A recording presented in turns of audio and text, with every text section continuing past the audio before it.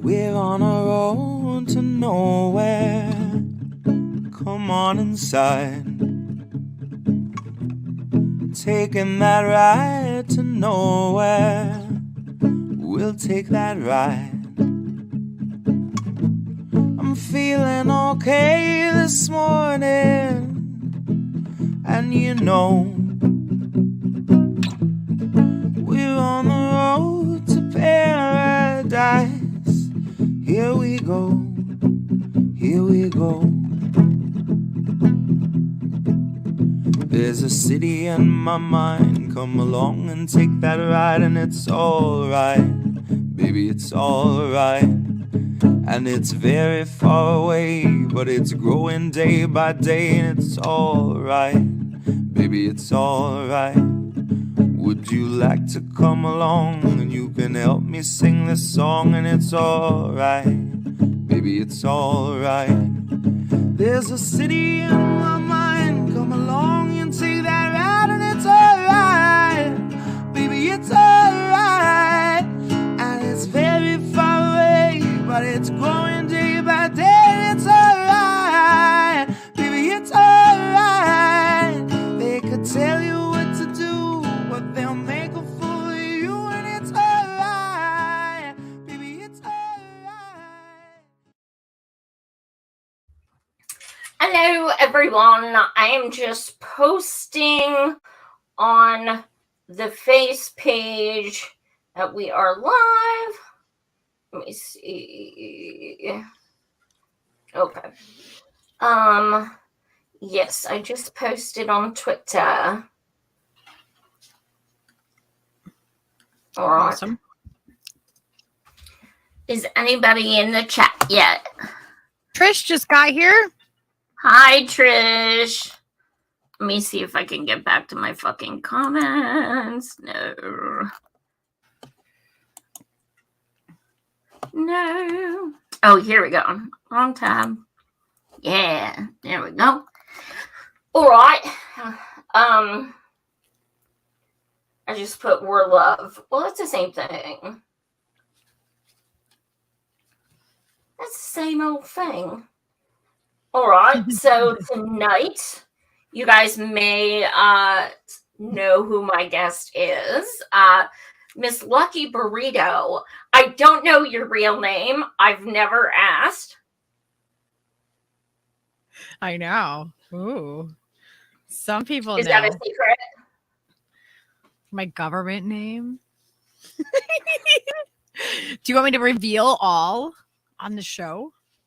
It's up to you. Not your full name, but your first name. Gotta tell her now. Oh, now, Ask politely. I know you asked so nice, and like, you know, I never tell anybody. Well, you don't have to, because I know we're live, so you can tell me after the show if you want. It was just something I was thinking about. I was like, you know what? I don't know her name. And then while we're on the topic, how Lucky Burrito? What does that mean? So I'll explain. I can definitely explain that part. And so Lucky Burrito is it actually is the name of my business that I have. I have on indymade.com. If you look up, well, it's luckyburrito.indymade.com, which is my business name, Lucky Burrito.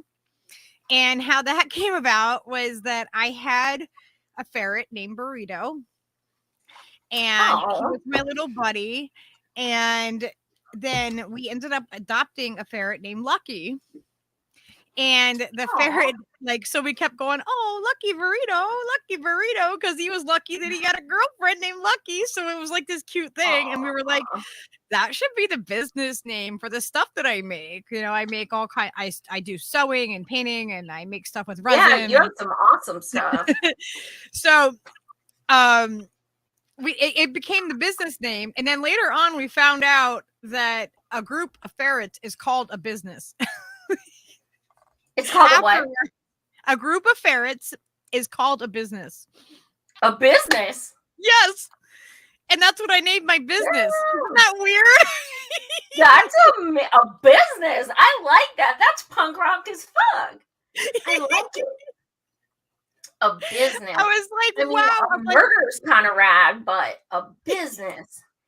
That's really fucking cool. Isn't that neat how it like worked out that way? I had no idea. It just kind of like evolved on its own. And then so like everyone just like just the name Lucky just kind of like stuck, you know, like so everyone just calls me Lucky, you know. So that's where that came from. I wanted to ask and I always forget. That's great. Lucky and I do quite a number of shows on both of our channels, and it's usually, you know, it's kind of convenient we both have shows because I'll be like, she'll message me like, did you see this shit? And I'll message her, did you see this shit? And then we're like, fuck it, let's talk about it, let's go live. So it just kind of works, and it's nice to have that. And we're actually going to be talking about such things tonight. Indie media as a whole has turned into an absolute complete clusterfuck. To be nice, it is a circle jerk of ego, and the substance on, I'd say maybe at least 90% of shows has just evaporated, and has just, you know, disappeared completely. So I started my show over 5 years ago. When I started my show, I didn't like, I thought like, you know, because behind this, what you see behind the scenes is a completely different. It is completely different behind the scenes when you're doing a show, when you're trying to work with other content creators and indie media and reporting things. It's a completely different thing from what you see on the front, the storefront, and behind the scenes. It is a completely different mess. And navigating this for like, I mean, it's been just a little over a year that I've been doing my show. You've been doing yours for like, what, 5? Over 5, yeah. Yeah. So like I come into this like thinking, oh, awesome. Like indie media, like, you know, this is where it's at. This is where we're going to find good information and we're going to collaborate and we're going to work together. And, you know, there's solidarity, man, you know, like there's camaraderie. Like that's what I thought it was. It's, you know, after doing this for over 5 years, I have pretty much done shows with everyone. You know, I'd be surprised if you could name a show I have not at the very least had interactions with. And I could pretty much blow up any one of them from you know, things that happen behind the scenes, things that happen in DMs. You know, the fact of the matter is, however, I can't complain there's no substance and release screenshots of people being fucking assholes. You know, and the way things are, you know, people talk about, you know, hero worshiping politicians. Well, there are certain streamers who, if you even blink the wrong way, oh my God, it is like the worst thing in the world. They can do no wrong. How fucking dare you? You are a horrible person for daring. Even if your criticism is valid, even if you say it in an intelligent way and a non-pejorative way. It's valid criticism. It's always valid criticism. You are giving misinformation. You are literally pushing misinformation. Instead of checking yourself and saying, oh, okay, what's the correct information? You want to double down and freak out and have a temper tantrum against the person or group of people who tell you that's actually misinformation. And I've seen this happen time and time again, where I've reached out to indie media people and said, look, I was watching your show. You actually gave some information about Medicare for All that is not accurate. I would like to come on and talk to your audience about, the technicalities of it and how it would really work. And, I mean, I consider myself expert level at Medicare for All. Like, I've been doing this shit for years and spoken at how many events and everything like that. Like, I know my shit. So if I'm telling you, you said something wrong, and I always go about it nicely, I'm not like, fuck you. No, that's not what I do. I go about it nicely and I say, I saw you said some information that wasn't, correct. I'd like to come on and talk to you and your audience about the reality of, the truth about Medicare for All, and have that discussion. And people just don't have balls to do that because they'll have to misinformation in the past. And the fact of the matter is, when you're going live like we do, you're probably going to give misinformation at some point. You just stream of consciousness. It happens. We are human. But over the 5.5 years, you're gonna say things that you're like, oh, I shouldn't have said that, or that wasn't, you know what I mean? And you realize, and you need to evolve. Your opinion evolves over time when you get more information about things. And when over the 5.5 years, when I've said things that I was like, oh shit, you know what? Sometimes I go live and I report the news, and someone sends me an article later that night. Hey, Joy, this is what happened after you. This is what happened last night. You must have missed it. Then you know what I do? I put a correction in the notes on the stream, and I make a Twitter post and Facebook post. Hey guys, I was wrong about this. There had been an update that I missed. Blah, blah, blah. What's it take? 2 seconds? I am humble enough to be able to be like, I fucked up.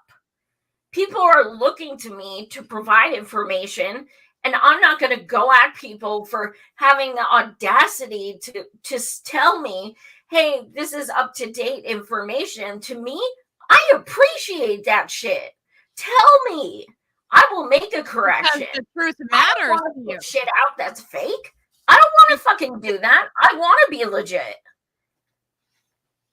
But because you care about the truth, right?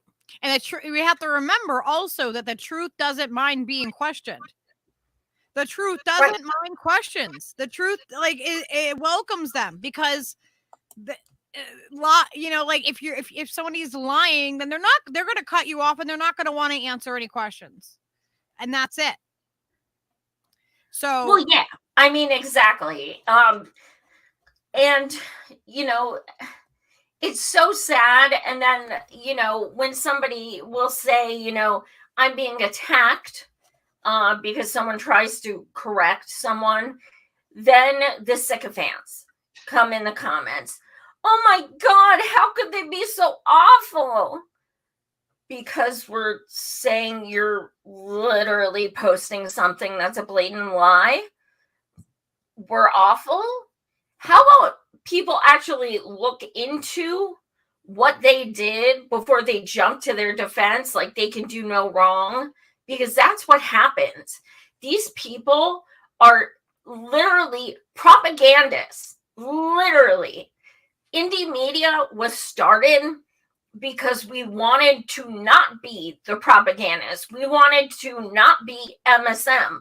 We wanted an alternative. We wanted to say, you know what? We're going to start our own channels and tell the truth and not have corporate donors and do this and that. Now it has become, I'm going to make graphics for my show of people who aren't going to be on my show just so I can blow it up and get clicks and have people tune in. It's ridiculous. What's that? It's clickbait, and it's ridiculous. It is clickbait. I'm going to put pictures of Jimmy Dore so it looks like Jimmy Dore is coming on my show, even though he's not. And, things like that. And then I'm going to take this show and talk about other people's shows the same, like the entire time, because that's so fucking constructive. And people are, it's like there's commentary about the commentary. That's exactly and how what you it is. don't agree with this person's commentary. And it's like you're not giving people anything of actual substance. You're not giving them the meat of anything, and you're diluting what indie media is supposed to be. But here's the thing that's worse than that. The thing that's worse is they have the most views. They have the highest Patreons. So is the left really about substance when they're pushing these people to the top? They are giving them their dollars. They are giving them their clicks. So yeah, the algorithm favors certain names, because when it is clickbait, you know what I mean, or drama, and that's what people click on. So I mean, people are feeding it. People are feeding that. So if that's what you want, then that's where you go, I guess. But I mean, Trish said earlier in the chat that she stopped going to a bunch of certain channels because that's all they're doing. You know, like she, and it's true. I don't. You'll notice where I'm not anymore because there's so many people. Boring. I think it's so fucking boring. I don't care what Sam Cedar says. I don't care what Shank says. I want to talk about unions. I don't care what how people feel about Jimmy Dore. If you like him, then watch him. If you don't, then don't watch him. I have never done a reactionary video that I can remember on Jimmy Dore. I have been attacked by so many streamers over the past 5.5 years, and I never said another streamer's name until almost 5 years in. And it was because they blatantly attacked me, pulled my name out, said awful things about me. And I was like, okay, here's the thing. I'm not going to let that slide because I had never defended myself on any about, streamers saying awful things to me before. And this one was bad. So about 4.5 years into my show, I finally said another streamer's name. And I was very apprehensive about doing that because I had made it a rule from day one. I'm going to do my shit. You do yours. And if we work together, cool. If not, do your thing. But when I first started my show, there wasn't this clickbait shit. There literally, this shit did not exist. There was no comment on comment. Like, let's talk about this show. I'll be damned if I sit there all day long and watch shitlibs talk. I already know what they're going to fucking say. I don't need to sit there and watch this shit and then commentate on it. I don't fucking care. Yeah, I don't need someone else dismantling why I don't watch a shitlib show. Yes. And then they become a shitlib show because they're just like a slight degree less of the shit, more of the shitlib. You know what I mean? Like, it's right. Like, oh, we're going to watch the shitlibs and we're going to talk about it. And we're going to talk about the shitlibs. So like, why is that so important? And then the people will mix in with that. They'll mix in actual information with the shitlib fucking commentary. So they get like a combo of both. And it's ridiculous to me. It's a waste of time. It's like there are much bigger things happening in this world that matter. And the truth of them matter. Yeah, absolutely. I think it's so sad because I was actually thinking back to shows from my first 1.5 years or so, and I was thinking back to how many times on one of my shows I said, us indie media are literally like a family. And it was. Because if I wanted a guest on, I would hit up someone who had them on and they say, sure, here's their email. And they would do it to me. And I would literally schedule guests for people. Things like that. There was a community. There was, we all have different styles. We have different audiences. But here's what's going to happen. We're going to help each other out because these are good guests. Their stories need to be told. And that is legit how it used to be. Now, the biggest difference back then, though, was there were like 5 of us. And now there's a bajillion. So that was one of the biggest differences. I was the only girl on YouTube. I was the only indie media like left person for who knows. And then even when I forget even when girls started doing shows, they weren't doing them by themselves. So I was in this shit way before a lot of other women were. And to see how it's changed, like I can't even describe it. It's truly unreal. Just to watch, how things have changed. And, I had someone else in indie media. I made a post about how, my views have gone down since more people have come out, and which obviously was going to happen. But I said my views have also gone down since my blindness. And that's a fact. Is it relative to every single person? Probably not, but it's a fact. And being a woman, having a very strong opinion, very strong thoughts, and being, very strong-willed, is that a factor? Yes, it is. Like I said, not everyone. But I made a post about this.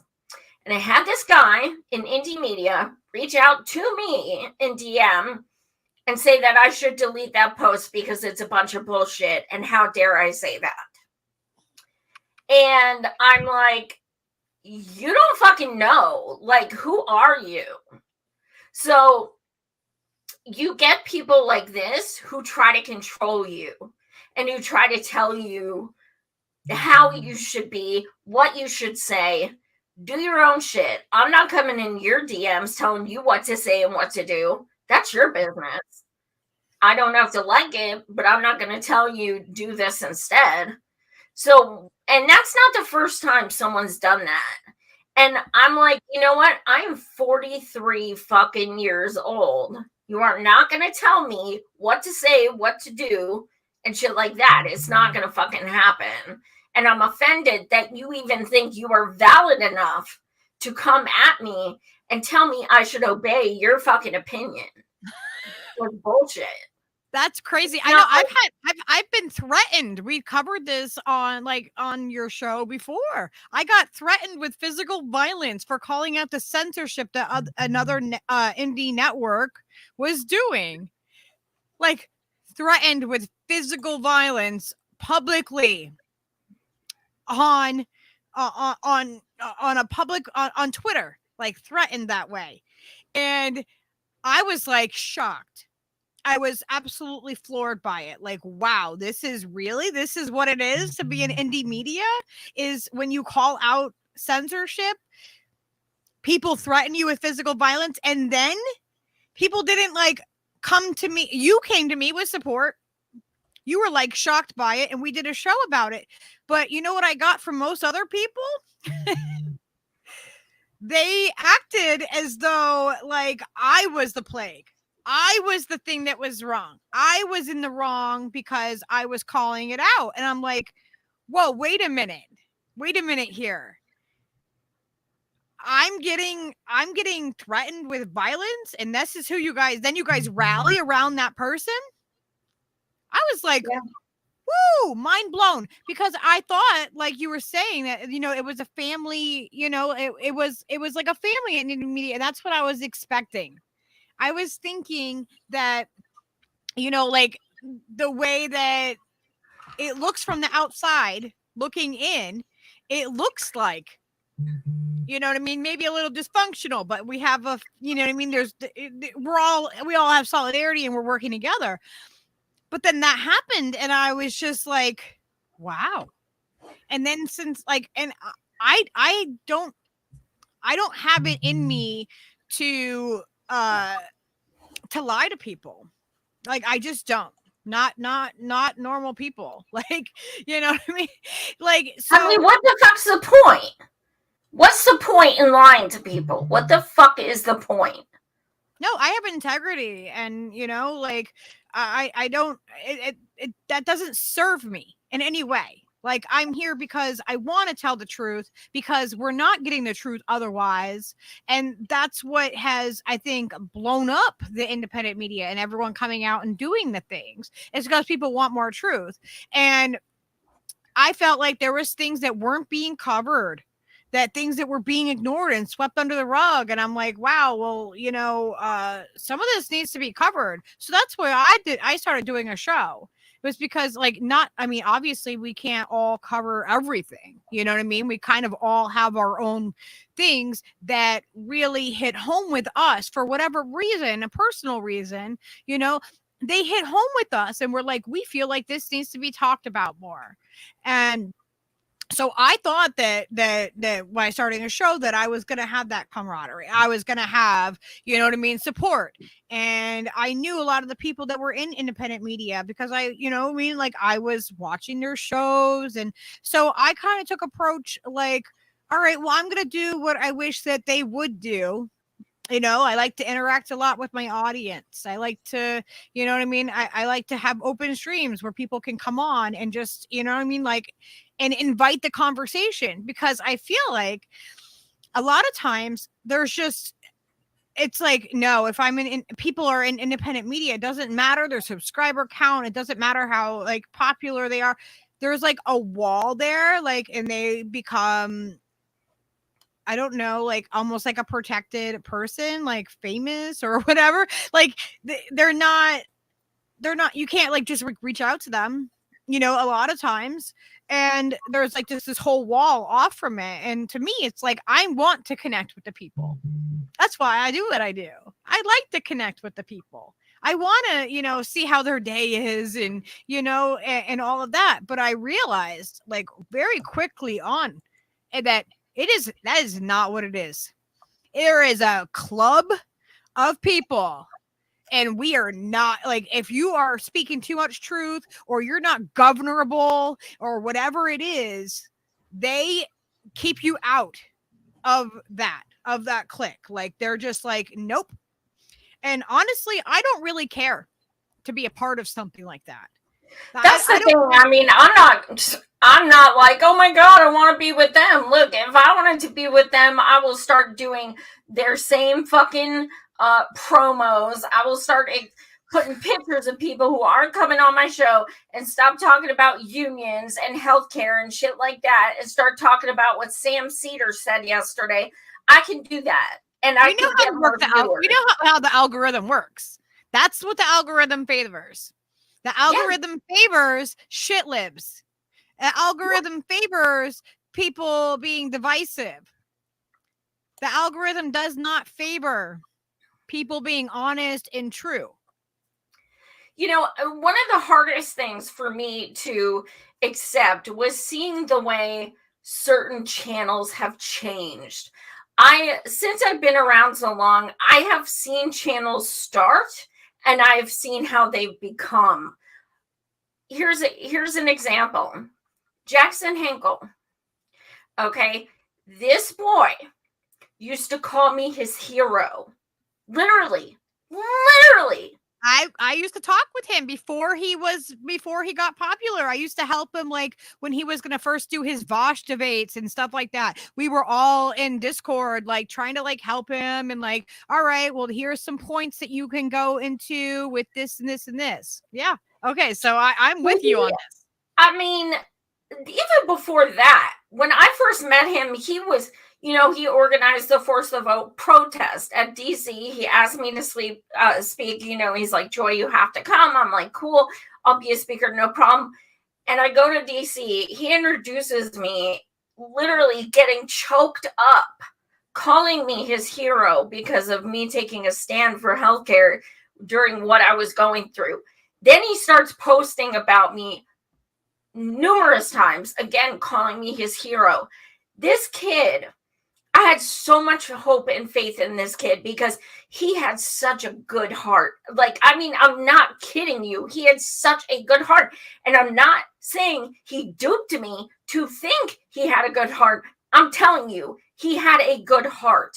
He had good intentions. He wanted to expose people to the truth. He wanted to fight for people genuinely. And it changed. And there's no money in that, though. What's that? There's no money in that. There isn't. And, you know, I don't even think it's really about money with him. I think it is ego. And I've told him that publicly, and he's admitted it. You know, and it's hard. And he's not the only one. I have watched quite a number of people. And the thing is, here's something else that goes on behind the scenes. I post a lot of mutual aid posts, and the big channels don't. And when mutual aid people hit me up, you know what they say? Joy, you're the only big channel who ever shares our mutual aid requests. We send it to XYZ, and receipts will show they saw it, and they don't share it. But these are the same fucking YouTubers who are like, we got to uplift people. We got to, you know, do a general strike. We got to, you know, fight the power. We got to have solidarity. But then I've had people in our community needing mutual aid support. And so I've directed them to contact channels that say that they stand for mutual aid. And people didn't want to do it because of their ethnicity and because of they didn't want to be rejected by them. But they did with encouragement, and they never saw it. They never even opened their messages. And these are people that are supporters of those big networks. And these people needed help, and that's what they say that they do. And that's what sucks, because I'm not saying I'm a good person for sharing these posts. To me, I'm a fucking human being. And if people are coming to me telling me I have 7 days before I lose my apartment and I'm a single mom, what kind of piece of shit am I if I don't take 2 seconds and hashtag mutual aid request urgent share? How is this person not worth that? But when they come to me and tell me nobody else pays attention to my dire, like, and they'll like screenshot and they'll be like, please don't ignore this. It's life or death. Like, that's how they do their DMs. And I'm like, these people are frauds. But their audience think, oh my God, they are the greatest thing. They talk about mutual aid and they talk about this and that. But in reality, those of us behind the scenes, we know they don't give a motherfuck about shit. So, you know, people talk about, people who go in the streets and interview people and such. Okay, look, like, let's say Jordan Sheridan. Don't agree with the dude even probably 1/10 of the time. But he does go in the streets. He does talk to people who need help. He does talk to people in these communities.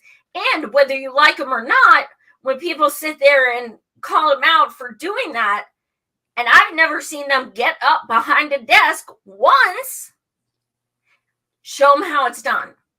Show those of us who get in the streets and do things like that, show us how to do it better. Because if you're just sitting there 24/7 every time you do a show, I'm not sure you should really be calling out anyone who's actually getting in the streets. Maybe you don't like their style. Maybe, you don't like the way. I'm not really a fan of him, but I just leave him alone. Like, I'm not going to shit on him. He's out there actually talking to the people.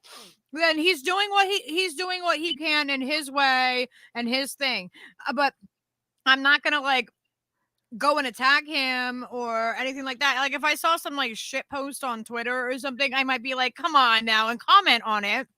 But I'm not going to go after somebody who's doing that kind of thing. Well, that's the thing. And it's like, regardless of if you like him, his demeanor, the way he talks, whatever. Yeah, I get it. Trust me, I get it. But at the same time, these people are given a voice. I don't give a fuck who gives them their voice. I don't give a fuck if it's Tucker Carlson.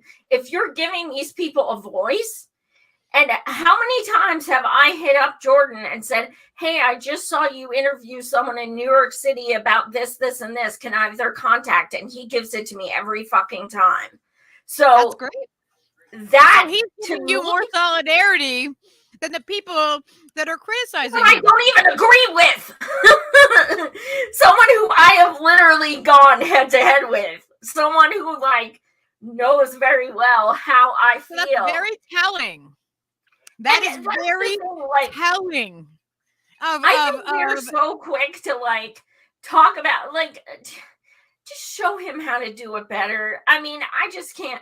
If you are talking about mutual aid and stuff like that, and I have never seen you out in the streets, I have never seen you giving food, I have never seen, like,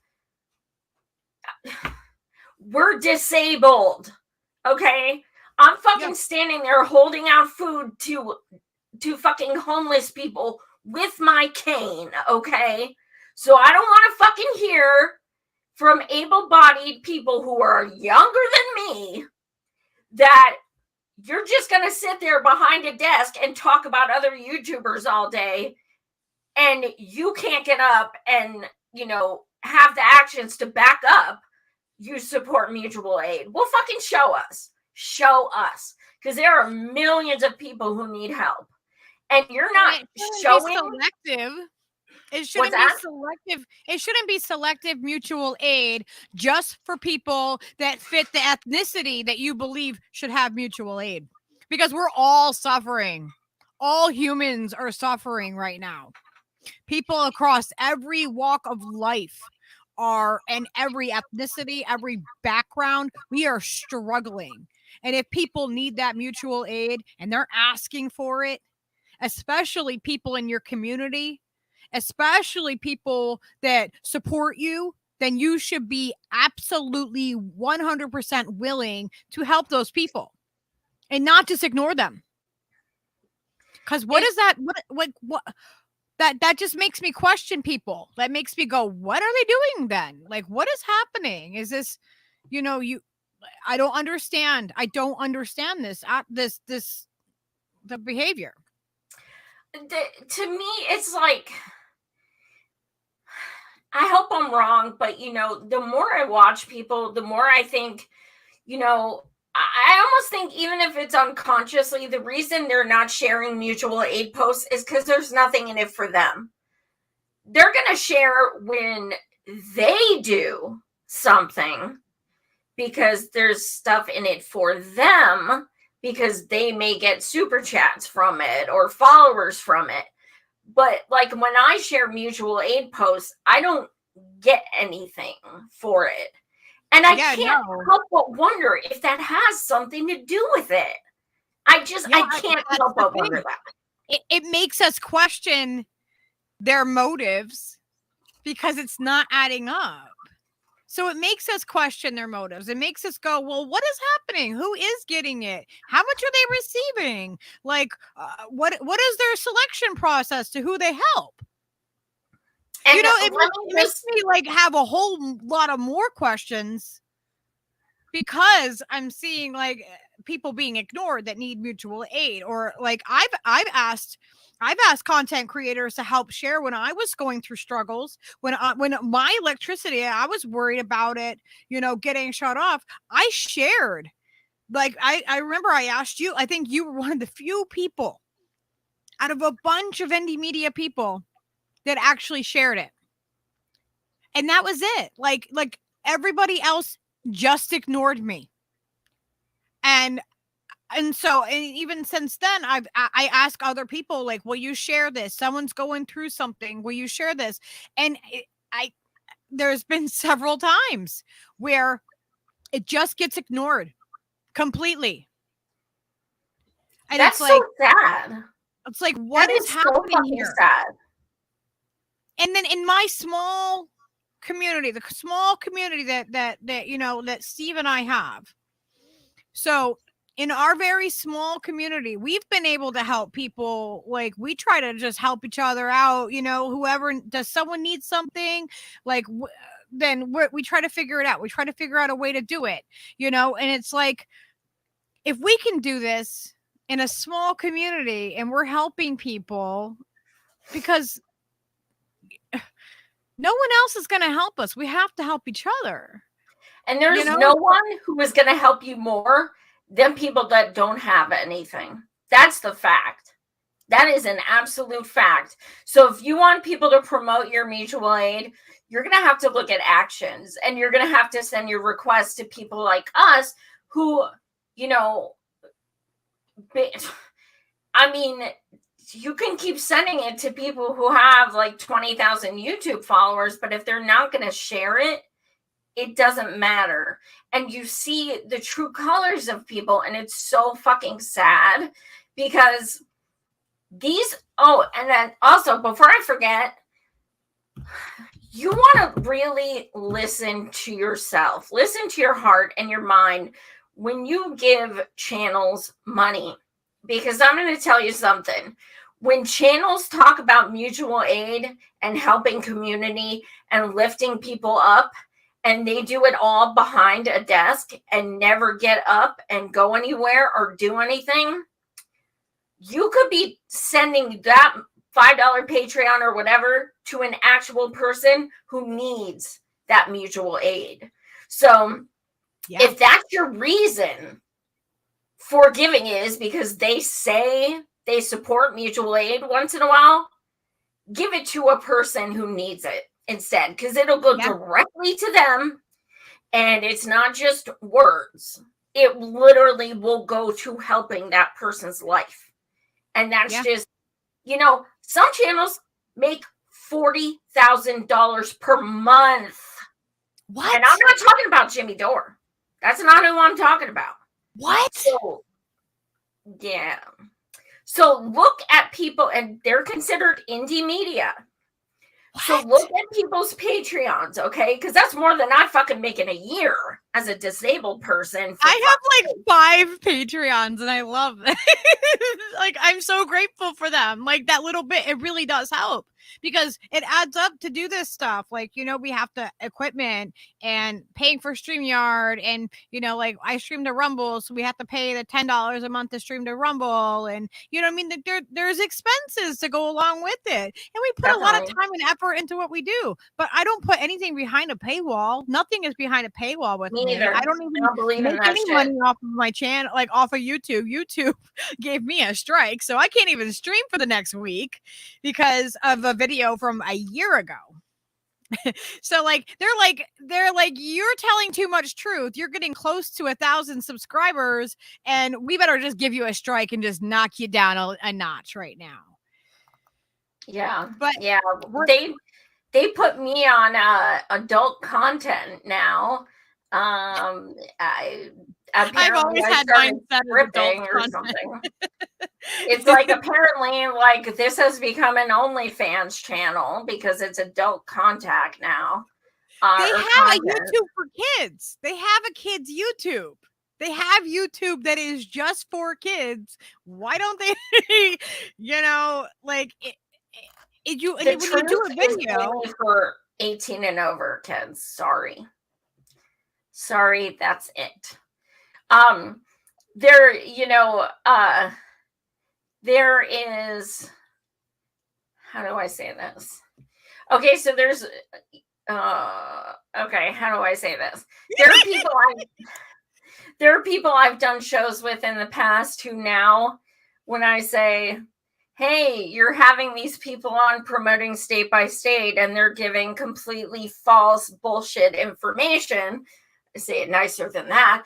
But I'd like to come on and discuss the other side of why we should not do state by state and give facts. And I have been told by someone I did shows with a lot, sorry, I don't take requests. What?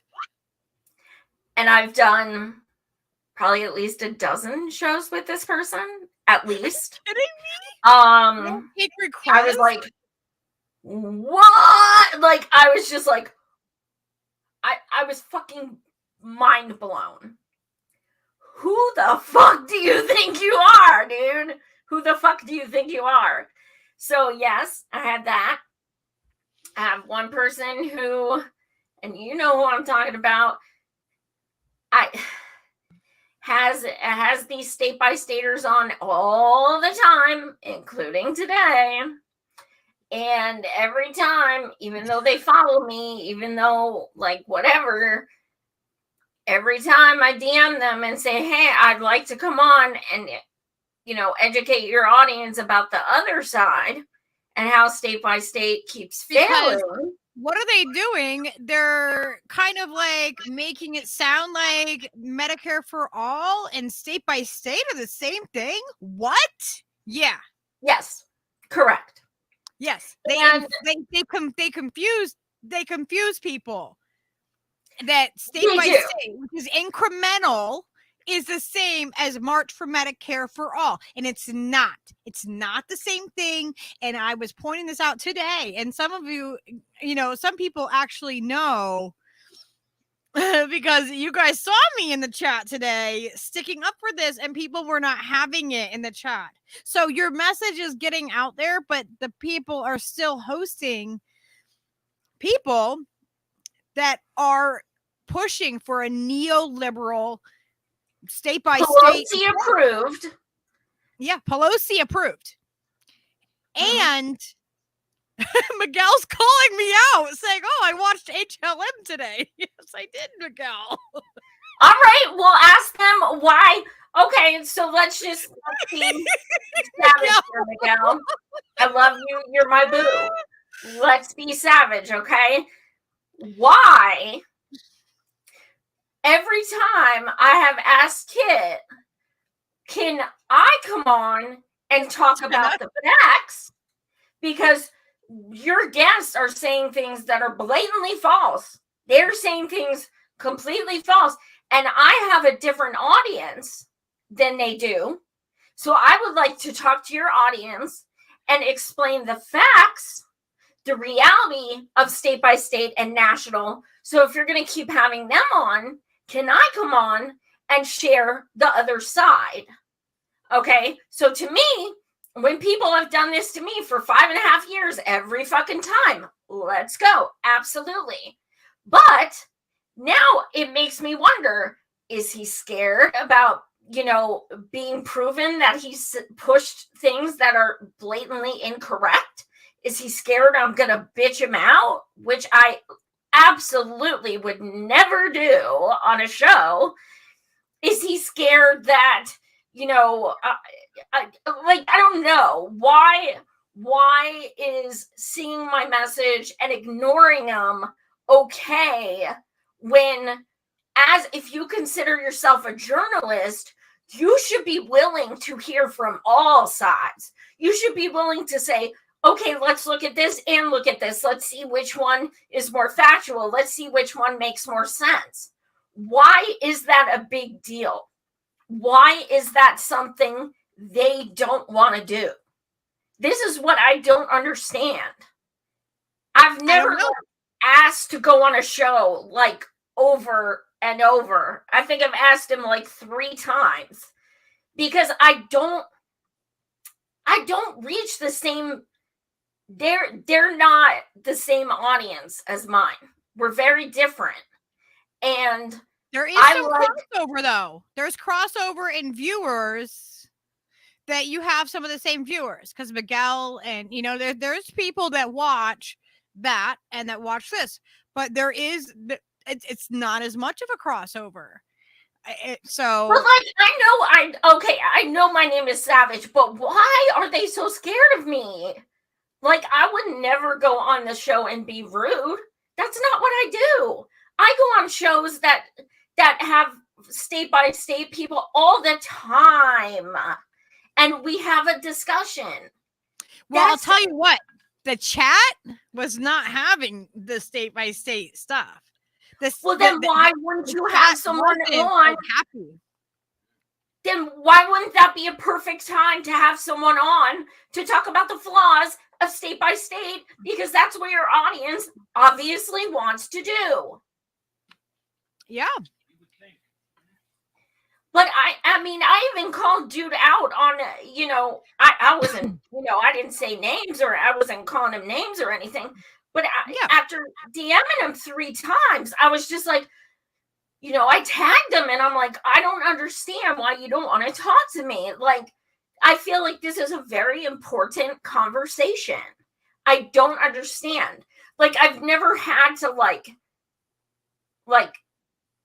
ask someone like that. Like, can I come on? Can I come on? Like, it's embarrassing, to be like, but it bothers me because you should want your audience to hear different perspectives and to get the truth, even if it goes against something you've been pushing. That's part of being a journalist. If you mean, the way that what's that?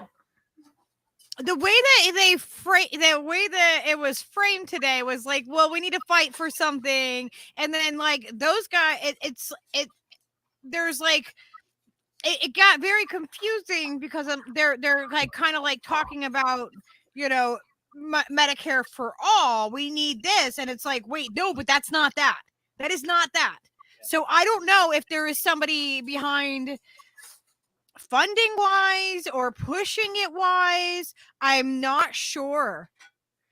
But that's so sad because the fact of the matter is, like, don't tell me you're against incrementalism and you're supporting something that is 1/50th.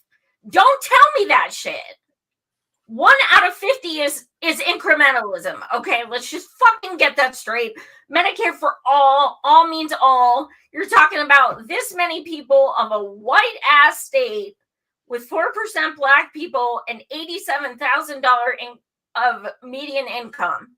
You're fighting for yourselves, okay? There aren't, disadvantaged people. They don't fucking know what. That's like 1 here, 1 there. Give me a fucking break. And you're concentrating on yourself, and that's progressive. That's leftist. Yeah, that's why Nancy Pelosi brought it up, the strategy, in the first place. 8th state just failed. You wouldn't fucking know it by the radio silence of all the shows who has been having them on for over a year, and now they don't want to talk about how it failed again and how they're, them and their super PAC are going to keep going. Washington. Yeah, they're talking. They said that they said they didn't get enough signatures, right? And that they need more money so they can continue fighting. They have a super PAC. Why? Here's the Washington thing. Have a super PAC. I'm not sure the exact amount, but they got like 78,000 and they needed 400,000. Okay, this isn't even close. Okay, and it's the second time they failed, and it's the 8th state. So let's just break this down. Do you think it looks good for Medicare for all when people are uneducated about state by state and national that it keeps failing? Does that look good? Because when it goes up for a floor vote, what happens is Republicans and, centrist Dems, Republican Dems, all that shit, you know what they do? It's already failed in 8 states. People don't even want it. It's proof. It keeps failing. That's what happens. So, well, what about the fact that like the states aren't gonna? There's certain states that won't even take certain healthcare funding now. They're not, and there's states that can't afford it. There's 24 states without ballot initiatives.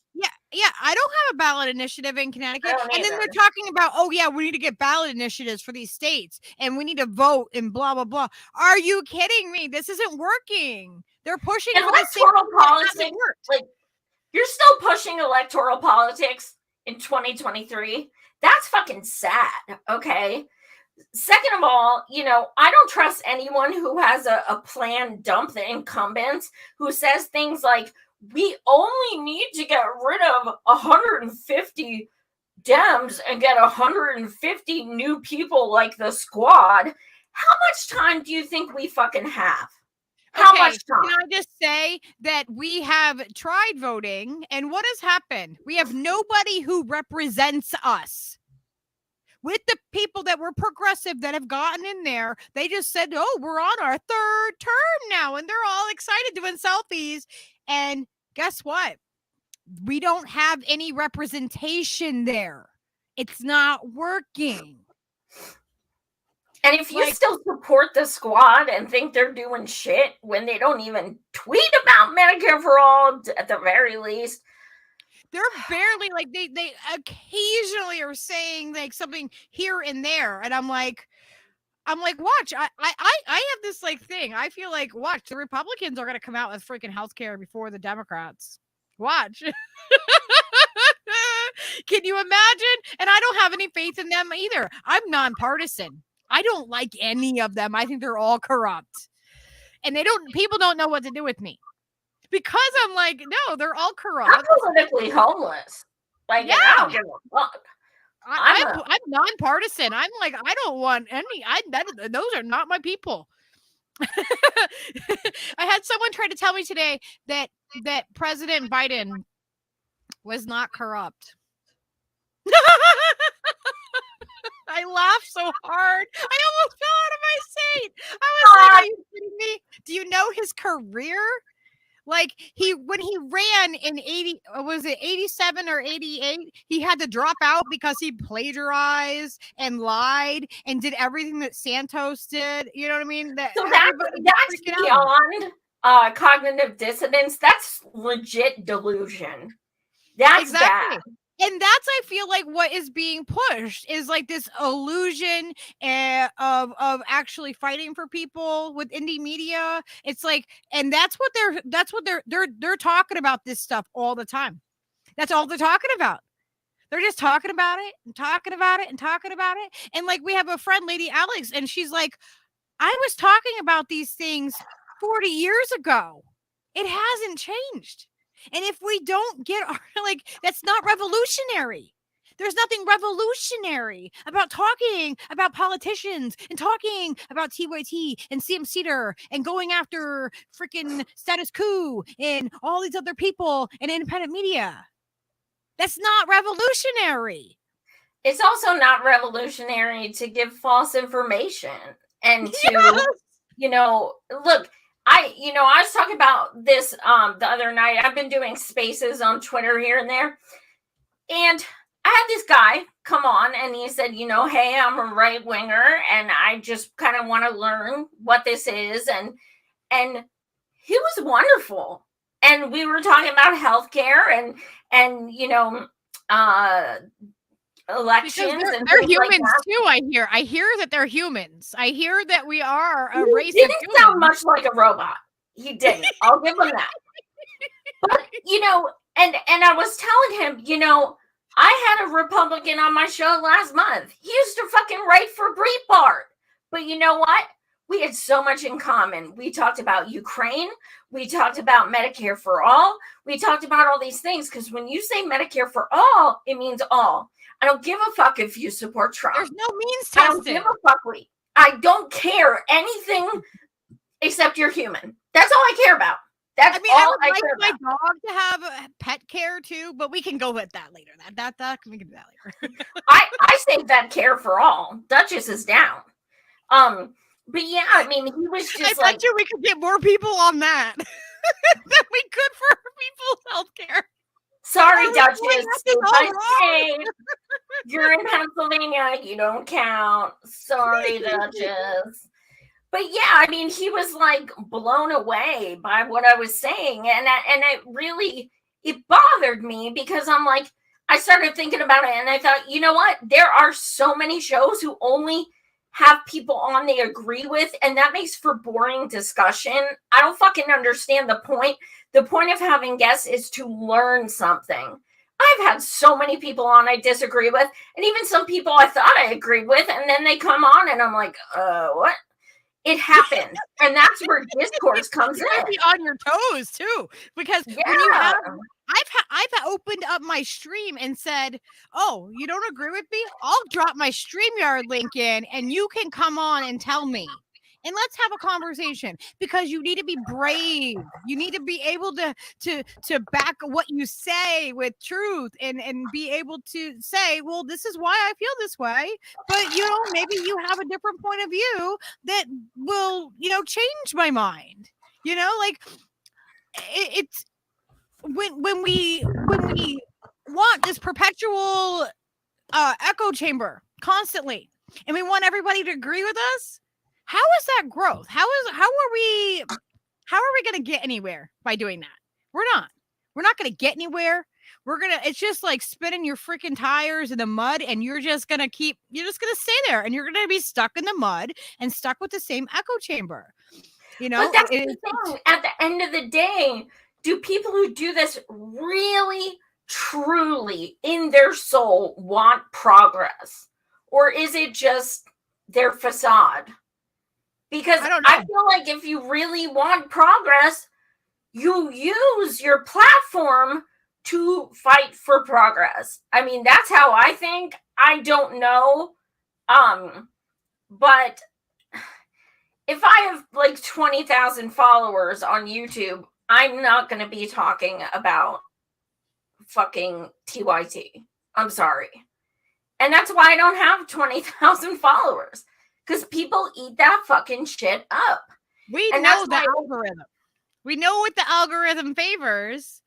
And that's the thing, is that people need to realize is that when you're watching a show, when you're donating your money, whether it's to Patreon, whether it's to a super chat, however you are interacting with these people, if it's a follow, you're voting for that person.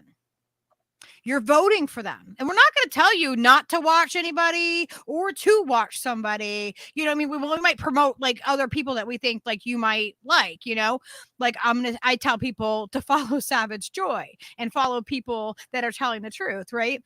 But I'm not going to tell you can't watch somebody. I'm not going to tell you that, whatever. That's your own choice. But remember that you're voting. And every time you're spending your dollars on a streamer and someone in any media, you are voting for that person. You are voting that you want that person or that group to continue. Ah! Bag Sisters are here! I love you! We got to do a show together, too. What's it say? I can't see what this says. Nice to hear people talking about M4A. Seems like we're so much further away than we were 2 years ago. That's so fucking true. That is so fucking true. And let me give them a shout out too, because this July we had so much fun. They dressed up like zombies with us, and we went around the Capitol, and I watched it live. I loved it. They are real ones. They are real ones. So when there are few and far between in indie media, but they're real ones, and I am so fucking glad to have them as comrades. If you guys haven't subscribed, please do, because they actually do walk the talk. They actually do. They were out there with us in those streets. What's that? I feel like they probably lose sleep like I do over some of the stuff that I've covered on my show. Like I've covered stuff and I've gone down some rabbit holes where, we're talking about things that are not comfortable. And it is really, when you're talking about children being harmed and things like that, it's a really uncomfortable space to be in. And like, I've lost sleep over some of the things that I've looked into. Like, it's crazy. But like the thing is that it matters. The truth matters, and the things that are not being talked about, like there's streams that I've done, and I'm like, oh my gosh. And I try to get like some of the bigger channels to like cover it. Like I'll give you guys the information. I'll give you guys the research that I've done, because this topic is so important, but it just gets swept under the rug. Like I did a stream on Balenciaga and went into that. And I went into that and went down the rabbit holes of that and went way deeper than most people went. And I mean, I lost sleep over it. It was awful. It's atrocious. I mean, it is far beyond whatever this drama is that everyone's always talking about and going after this person and that person. And it's like, I'm sick of it. I'm so sick of it. I'm so fired up today. Yeah, I mean, yeah, it's I try to never lose why I started a show, because when I started it, literally my two goals were, well, first of all, shout out to Real Progressives, because Steve bugged me for over 6 months to do a show.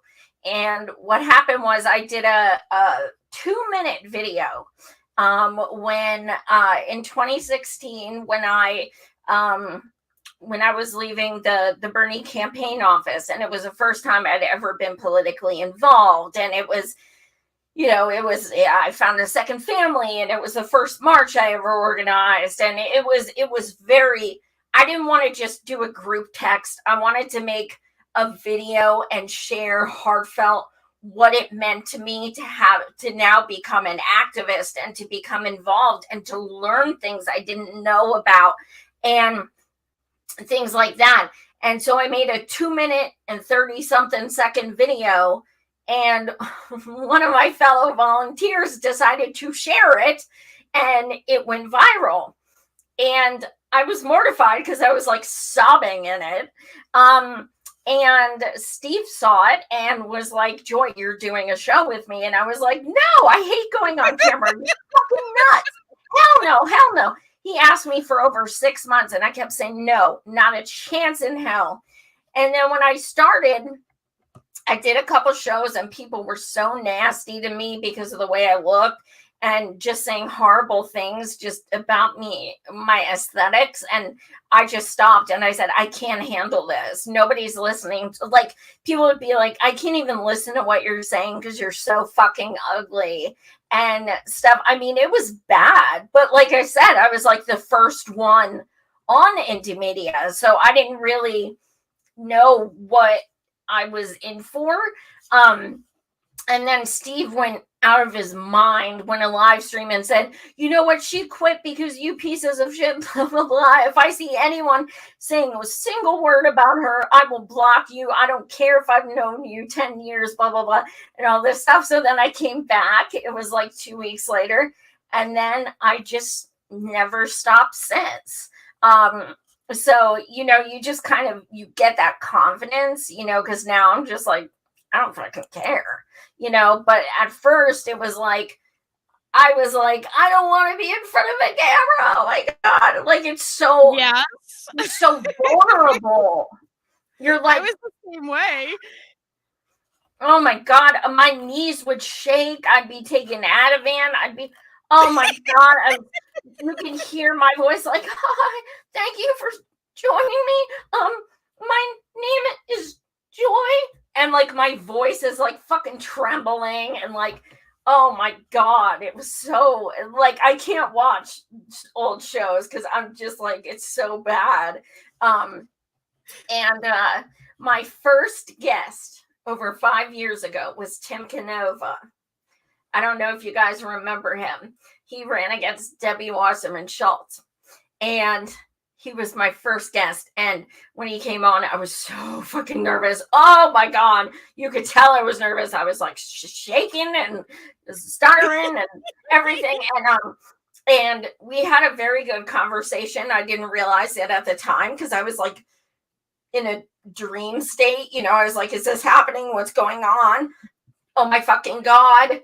And then afterwards, I texted him the next day. And I was like, thank you so much for coming on.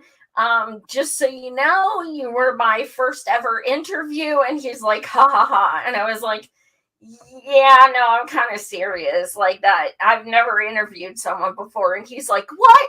You were great. This is awesome. You have to keep doing it. And I was just like, oh. Like, I was expecting him to be like, yeah, I could tell.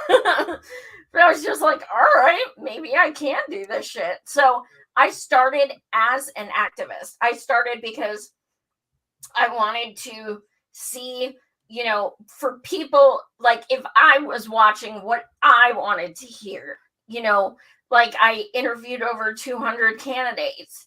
And the reason being, because I wanted them to answer my questions. I want them to answer, you know, I've interviewed people from Congress. I want to know certain things that they will never ask you on MSM. So that's why I started my channel. And I've stayed the same fucking way. I've gotten better and more secure. But yeah, I'm the same fucking person. I'm not, you know, that's how I've always done my show. And I'm not going to become, you know, insipid all of a sudden and start being like, you know, caring about what TYT talks about, you know, and it's sad to watch that happen. But yeah, I digress. I mean, hey, Miguel, I don't know if you want to hit up your boy and say, you know, you should really have Joy on. Yeah, I think we need to have a push. I'm going to reach out to Kit too, because I was saying it in the chat today that he needed to have you on, because I like there was a few of us in there giving pushback against, you know, this state by state incremental freaking bullshit, which that's not going to work. It's been proven. It's been debunked. I have two different shows that two different times that you've come on and where we have debunked this. And like the more recent I did a fucking debate with a state by stater. Like, I mean, so the fact of the matter is, if their audience is pushing back on it and they still don't want to talk about it, I think that says a lot. I really do. I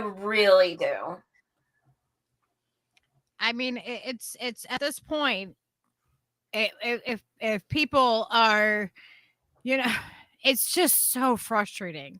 It's so frustrating to see this kind of stuff happen. To see it happen over and over again, to see people like dropping out of, you know, indie media and in the indie media sphere and like kind of like gearing more towards being what the mainstream media does and gaslighting people and clickbaiting people. And, you know, just I feel like they're going backwards, and they're you know, it's dragging us behind too. You know what I mean? And it's exhausting. It's exhausting to constantly be like, no, we've clarified this. This has already been clarified. This has been debunked. I think it's laziness. It's laziness. You know what?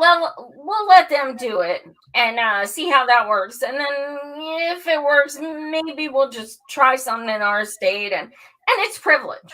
It's absolute privilege. Like, as a disabled person, it does not make me feel warm and fuzzy that a state I've never been to is fighting tooth and nail for themselves. Like, that doesn't give me any kind of hope. People who literally represent all of us and fight for all of us, that gives me hope. That gives me love. That gives me that I feel so much appreciation and I feel so much solidarity. With that, I feel exclusion. I feel like I am not worth that time that it takes to get signatures. You're not getting those signatures for me and you. That's not who those signatures are for. They're for themselves. And I'm sorry, but intentions matter. They do. Yeah, and then they compare it to the cannabis or like, and I'm like, okay, wait a minute here.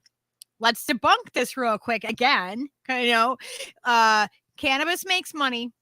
Healthcare doesn't. It's very simple. They've been told this so many times. Simple. It is the simplest thing. You can't get states to approve something that will bring and generate them income.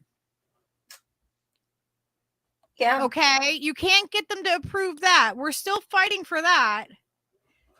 Like, we just got legalization in Connecticut. They've been fighting for cannabis for over 100 years. And what do we have now? 19 states. How the fuck? It's a plant. It's a plant. Okay. It's over a plant. This isn't even over people having health care. Like we haven't even like, you know what I mean? Like that is a much simpler thing, but because of what that does fund, and it, you know what I mean? Like we don't have to get into the whole thing, but you know what I mean? Like they're using that as a comparison, and that's not an equivalent. That's not equivalent. And they also say, well, Canada, province by province. Well, guess what? I could go on for an hour about that, but I also just had 2 Canadians on my show 2 weeks ago, and guess what? They'll tell you all the shit that's wrong with it. And certain provinces are appealing that and trying to cancel that. So there is a very good chance that your neighbor may have healthcare and you won't. And that's how it is with dental and stuff. Your neighbor has it, you don't. That's the problem with state by state, province by province. That's the problem. Also, province by province, that took 6 years. That wasn't like that. That's not how that works. So they're like, we can do it like Canada. We passed 1 or 2 and then didn't work like that. Try actually doing some research. I know it's covered hard, Canada's. I've covered their MAID system that they have up there. I've done, I think, 4 different shows on Canada's MAID. Ricky Rance came on and did one with me too. They're doing some crazy stuff with healthcare up there, and the state is offering that. I'm like, watch, that's what's going to happen here. They'll offer us healthcare, but then they're going to be like, well, we're going to offer a maid service too. So like, you know, we'll offer, you know, euthanasia as an option. Yeah. Like it's really alarming. It's really, really alarming that these are the comparisons that people have. And they've been debunked. People have been educated. These people, it's lazy. They know. So lazy. And, you know, the same people talk about, oh, shit libs don't want to learn. They're comfortable. You don't want to learn either. Because you've had me on your show 5 times talking about the same shit, and you're still sitting there pushing this garbage. So you don't want to learn either. And yeah, and they're like, oh, well, we have to fight for something. And it's like, no, that's not fighting for something. That's fighting for a select few. That's fighting for a select amount of people, and it's taking resources and time and movement and energy away from everybody getting it. Where if we actually had the solidarity behind a healthcare, Medicare for all movement, if we actually had that solidarity, and it wasn't just like, oh, well, here we'll do this and we'll piecemeal it and this and that, then we might actually get somewhere. Yeah, I mean, you know, it worked, you know, state by state did work very well for the civil rights movements and, you know, the gay pride movements. It worked very well for state by state. Definitely. So we should just continue at this that. Point, it just seems intentional at this point. It seems like there's somebing, bad there's somebody actor. pushing it. There's bad actors pushing things, and people need to be called out because this is affecting all of us. And you know, honestly, I want to know why every time they do a stream, there is not one disabled person on there. I want to know every time they do a stream or any shit like that, why they don't have someone talking about their gajillion dollars in medical debt. You know why? Because I called that out the one day on Twitter, and you know what they said? They said a lot of disabled people don't want to go on the air. And I said, okay, hold the fucking on, because I said I 15 minutes right now. We both have shows. No, they meant supporting state by state. I said, why don't you have disabled people on your side? Why do you only highlight the same 3 white women all the time? Do you have any people of color? Do you have any disabled people? Where's the diversity? Yeah, there isn't, because Washington doesn't really have diversity. And the fact that they pushed back on me and said, well, it's hard to find disabled people willing to go on the air. I thought, wow, you're not even trying, because you could literally call up any disability center or organization in Washington state and they will connect you with people. And if they don't work, they'll find someone else who will work. And don't tell me that bullshit, because I've done how many panels with disabled people and it's like that. And I did it before I was disabled and it was still like that. So don't fucking give me that bullshit. You're not trying. Well, where are the tweets? Where are you like advocating to find people of I different also said that. backgrounds and diversity? Like, you know what I mean? Where's the diversity in this? Where is the representation of people from different backgrounds and walks of life? Where is it? Yeah. Yeah. And then absolutely. Before in the chat, vegan succubus brought up that there are people in Indy in Indy media that are bringing people on that have really shady backgrounds, and they're platforming them, and they're everywhere. And they are the Red Hats have a secondary group. I think it's called like Medicare for All Everywhere, even though it promotes state by state. Yeah, it makes no sense. But anyway, the woman, it's two people in charge of it, and the woman in charge of it actually physically assaulted 4 of our ASL interpreters at our march. Literally physically assaulted them. We made it known. And it was ignored. So, yeah, I mean, if people are going to, I mean, fuck, like I've been very outspoken that I was in the documentary coming out. I was in it. I asked to have my footage removed because I cannot be part of something with those people. I can't. They do not have good intentions. They are liars. They harass. They bully. I will not have anything to do with them. So it has to be removed from that documentary. Now, this is a documentary that could have gotten my story out to countless people. And, I traveled to be filmed, to be in it, and all this stuff. And telling him to pull my footage was something I wavered for weeks. And finally I just said, look, I'm not even going to want to watch the documentary I'm in, because these people are just not good people. And I don't want to be associated with them. And so if that puts into perspective how me and my team have been treated, how they have, lied and, just done awful things to the point that a disabled person literally withdrew her footage from a documentary because she doesn't want to be associated with them. I mean, think about that. That's how bad they are. So not only you clout chaser. Yeah, I was like, you want to know ego? Ego is still doing something even though you don't want to do it. Ego is not pulling your footage even though it will, increase your following and get you on more interviews and stuff.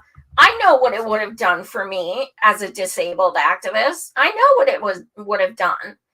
But I would have had to live with the fact that I was going to be grouped in with people who absolutely repulse me. And sometimes, guess what? Maybe you kind of have to swallow the pride a little and choose, the way that you'd rather, that you'll integrity. What's that? I know. Ew. Well, I mean, there's other people otherwise that are being platformed. There's registered, convicted pedophiles that are being platformed by people. I just found out about that. Yeah. I know. I know. I might have started a whole thing on that because I found Vegan texted me a day or two ago. I told her, and I'm like, "What is happening?" You know what I mean? Like, so.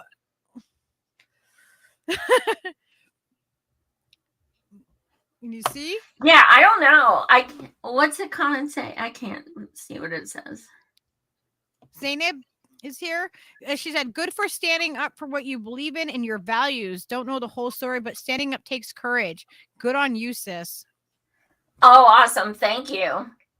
Yeah, it was a very difficult decision. But I started having these like visions of like me at this like the documentary screening, and like all of us standing there and people being like pictures together, and me being like,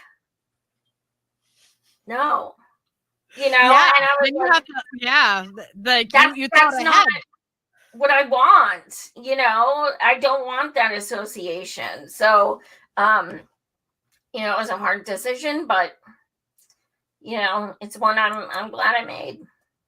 I think you made the right decision because it would have caused you so much internal turmoil had it been the opposite. Had it been the other way around, and you were like, "Oh, I'll just swallow that," you know what I mean, that pride, and I'll just, go against everything and every fiber of my being. And it was, I mean, even the Kenny, the director, like he will tell you straight up, like when I called him, I was sobbing, like I was hysterical. I was sobbing. And it took like a really long conversation because I don't even think he understood me. Because I felt like part of me felt like I'm disappointing disabled people by not sharing a story that is so profound. And then I didn't want to disappoint him that he flew out from LA and met me in Philly to film. And, I had all these conflicting things, but then I was like, at the end of the day, I gotta fucking do this. I can't. So, because you're being an authentic person. I mean, that's why I call my show Fearlessly Authentic. People have criticized me and said, "Oh, well, you're not authentic." It's like, you know what? Actually, there's no way to be who you are and not be authentic. I'm just like, I'm very brave in my authenticity, like in being who I am, and that matters. That matters more. I have so much more respect for somebody who is bravery and will stand up against the crowd and say, you know what? No, that's not right, because that's who I am. So that's who I congregate around. That's who I want to have, around me, because I don't want the bullshit. There is enough bullshit out there. We have to filter through all of it already anyway. Like it's crazy. It's like if I wanted a bunch of fucking crap, then I would go watch mainstream media. And that's the problem. Yeah. Independent, it was so important to do, because it was like, I see a need that's not being met. There's things that, you know what I mean, that I feel passionately about that need to be covered. And, you speak out too much. Sometimes, I got attacked. I got attacked. I've gotten threats, someone threatened to fly across the country. Somebody threatened to fly across the entire country and come and beat my ass. Like, they're like, "Oh yeah, you know how I'm gonna help save the world? You know how I'm gonna do this?" This is an independent media person. Said they were gonna come across the country to beat my ass. Go beat up a disabled woman. That's how they're gonna fucking contribute. Sorry, I'm dropping F-bombs. Oh, because I never do. I'm trying to be good on other people's shit, you know what I mean? The real challenge is going to work the next day after I do a show and trying not to say fuck every other word when my boss is standing there. That's the real challenge. But yeah, I mean, I feel you. It's it's sad to see what indie media has become, and I don't even necessarily like doing these shows because it's good to rant and to get it all out, but I like talking about unions and interviewing people who are making changes, and that's like 99% of my shows. Talking about substance. So even doing things like this, I'm like, I don't like to do it a lot, but I think, sometimes you just need to vent and need to really call attention to, a lot of people who aren't in indie media may not have this perspective. And you just hope that people watching will, stop hero worshiping certain people with channels and making them, nothing they say or do can be wrong. And even when someone has a valid criticism, like you're calling out that they're saying things that are absolutely untrue, that you just go to bat for them regardless whether you even know the specifics. And it's and it's not just people like Jimmy Dore or whoever. Like, this is everyone. This is literally everyone in indie media. Well, I shouldn't say everyone, but a lot of people, especially the bigger accounts, they have their sycophants that are ride or die. Yeah, somebody was attacking me the other day, and they were like, "Oh, well, I marked it on my calendar. You called Jimmy Dore a grifter the other on this date," and I'm like, "What are you even talking about? I don't think I said that. But even if I did not agree with the guy, what do you care? You wrote it on your calendar. It's that important that you protect that individual that I didn't even go after like in that way." But you feel the need that you wrote it on your calendar and you're going to come attack me personally. It's like, so what? Even if so what if I don't like the guy? Okay. What then? What? Does that mean that I have to, like, I have to be part of your echo chamber? I have to like the same people as you? I have to think the same way as you? I have to do the same as you? Because you're never going to get that from me. You're not going to get that from me. I don't agree with my partner that I choose to be with on everything. He's sitting right here. I don't agree with him. My husband's an admitted shit lib. Okay, so I don't even fucking want to hear it. At least you guys agree on a lot. Okay, yeah, I literally have to live with a man who voted for Biden. Okay, so I don't want to fucking hear it. I know. But we've been together. You heard it here first, guys. Dude, listen, we've been together 15 years. I didn't become political till 2015. So we were already together. So I didn't know we were both Dems. That was like, to me, it's like, oh, Dems are Republicans. But then when I started waking up in 2015, I was like, oh, shit. But he didn't evolve with you? Do what? He didn't evolve with you? He has on some things, but he's still admittedly a shit lib. Oh my God. So I am like beyond left at this point. I'm like, fuck it all, burn it all down. Okay. And I have a theory about the political sphere, though, right? Everyone's like, it's either you're left or you're right? And it's like they think it's like this linear thing, right? I don't think it's linear. I think it's circular. And I feel like there's like the left and there's the right. And then there's like a whole gauge around there. And I feel like where I kind of fit, because I feel like I'm like politically, like I don't have a place, right? I'm like where the left and the right meet. Because I'm in the common sense area. I'm in the critical thinking area. I'm like where we examine everything and we don't do partisan politics. We don't say, oh, like today people were like saying, oh, because they found classified documents now at Biden, right? Like there were Biden ones. And everyone's like, well, what about Trump? And I'm like, what about they're both corrupt? Yes, both are possible. It is possible that they are both, and people don't know how to handle that. I got a block today, so I must have said something right. I'll tell you one thing. He never disparaged me for writing Bernie in either time. He never said you're giving Trump a vote, or he never said anything like that or anything. That to me would be like, I'm out. Like that kind of shit, I can't. It's hard enough as it is.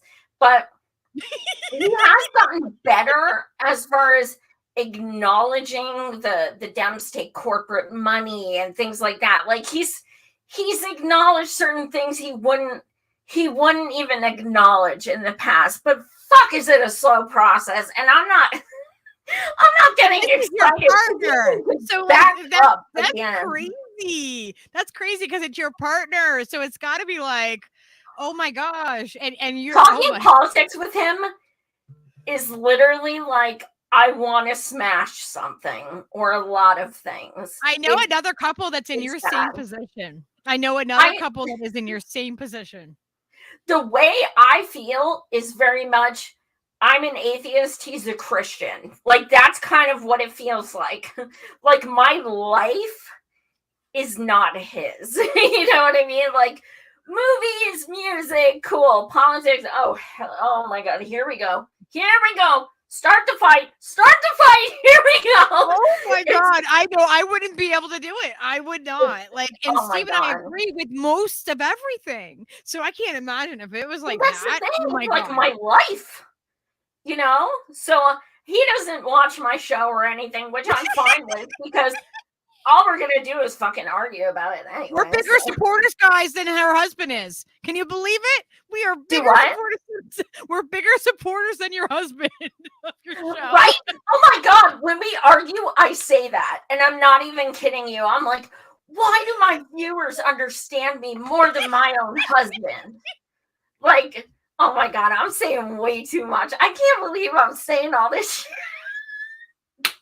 You know what it is? You're being fearlessly authentic. That's what it is. So, okay. So Vegan brought up another point about the Scott Ritter thing and how he is a convicted sex offender. I didn't know. I brought her that information, and I didn't even know who he was, to be 100% honest. Yeah, we need to be aware of these people that are suddenly pumped through independent media, right? Suddenly these people just like show up and they're given credibility. And then, so I brought this up a while ago to certain people that were having him on, and I got completely attacked for it. Like, they're like, oh, it's just a smear. It's this, it's that. How dare you even bring that up? And I was like, whoa, what happened? You know what I mean? But there was a couple people that were like, oh, okay, I want to look more into this, because he is making the rounds as being some kind of expert. And I can understand if he didn't admit to it, if it didn't happen more than once. And and that he didn't apologize to his family for it, and he had counseling for it and all this and that. So how can you tell me that that's fake? And it was before he was famous. That's the thing. So like, who set up before? But what's interesting, that's not his real name. I forget. It's like William Scott or something like that. Yeah. His full name. He has a different first full name. Like that. Right. Scott is his middle name. But here's the funny thing. He was arrested in Bethlehem, Pennsylvania. That's where I'm from. He's on a sex offender list. Like, yeah. And I grew up in Bethlehem, Pennsylvania for the first 28 years of my life. And his real name sounded familiar. So I looked it up and I was like, oh, fuck.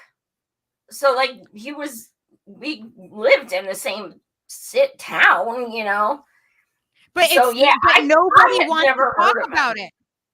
So I brought it up to vegan, and I brought it up to a couple people, and a lot of people were like, and I just kind of like, for a while, I was just kind of like quiet about it. Like, okay, well, nobody wants to hear this from me. And, and then he started coming back around again. And like, everybody's kind of like platforming him again. And I'm like, what is going on? So I looked into it again further, and I'm like, I started like sharing some of the information. I shared it with Vegan, and she shared it with you. And it's because I came across it, somebody saying it in a chat, like somebody, you know what I mean? And the people that mod those chats are always like, oh, they want you to, they just silence it. They remove that right away. But me, I was like, all right, well, I'm going to look into this. Why is somebody saying this? Why is somebody calling this guy a pedophile? Like, why is that happening? But if people look him up, he has a record. It happened more than once. A lot of times people's reaction to me was, oh, well, it happened to Julian Assange. Yeah, but Julian Assange wasn't convicted of it. It didn't happen twice. Charges were dropped, and please don't, please. And he actually went to jail. First of all, the person was an adult, and it was one. Not that I don't want that to sound the way I said it, but being charged as a pedo several times is not like just no, don't. That's yeah. But his name sounded familiar when I found out his real name, but I had never heard of this guy. And I looked at his Twitter, and the first thing I saw was an American flag. So to me, he's sus. I don't trust anyone who has an American flag on their fucking, like, dude, American flag. Like, no. But yeah, I was just like, holy shit. But here's the thing, But it's being covered up. It's being completely dismissed and covered up, and nobody's questioning it. But how is that different from shitlibs not wanting to know the truth about their favorite politicians? How is that different when you don't want to know about your favorite commentator or whatever the fuck he is? That's not different. What do we do about this? This is toxic. This is toxic in indie media. Like, are we going, like, where's our line of acceptance? Is this acceptable to people? What do you guys think in the chat about this? Please comment.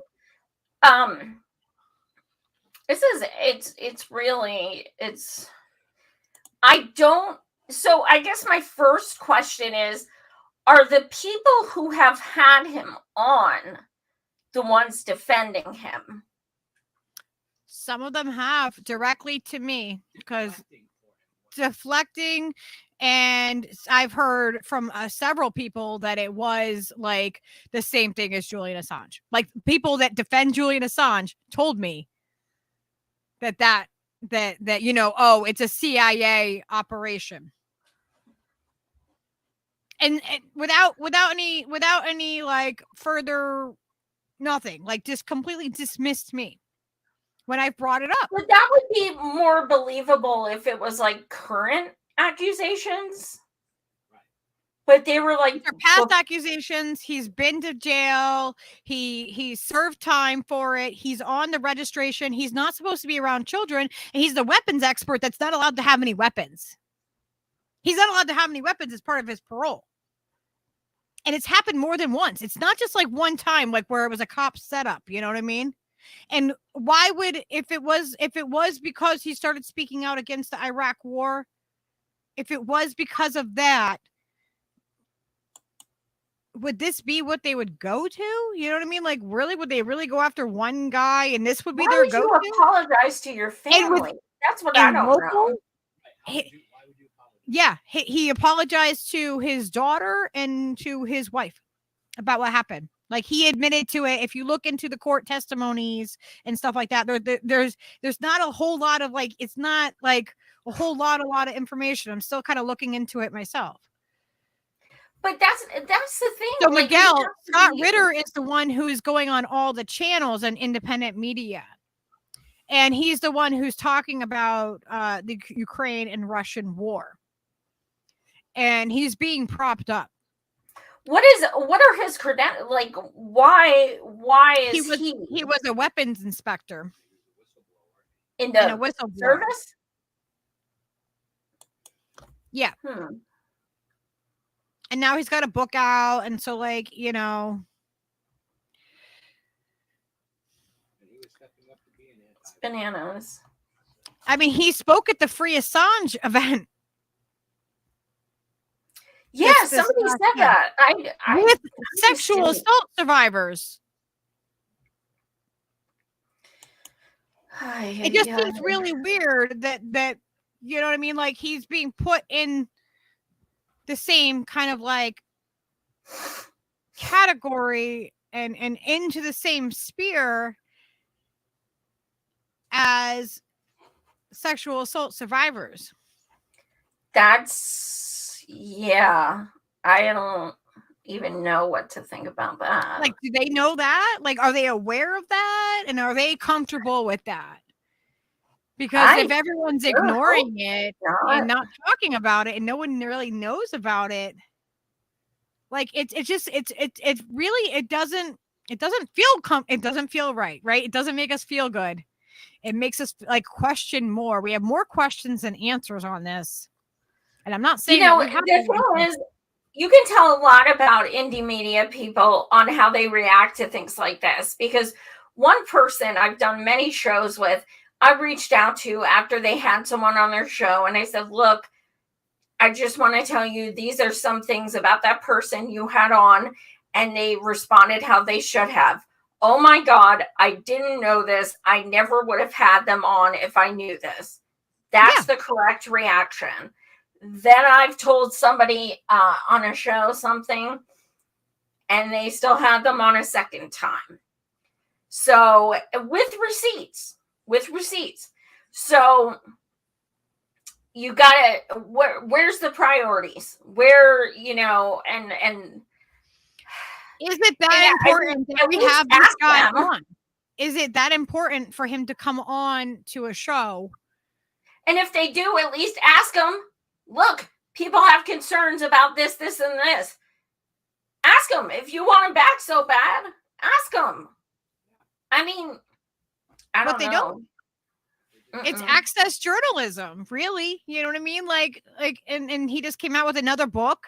So he's promoting his book, and, you know, and everybody's just kind of quietly, you know, ignoring what's happening. So we have to, like, that's the thing, is that there's not a collective in independent media that has like, what is our in independent media sphere, where does our integrity lie? Well, we have to just be responsible for ourselves. You know, I learned that it's just, you know, after 5.5 years. What do we do with information that we have? Like, okay, so we have this information.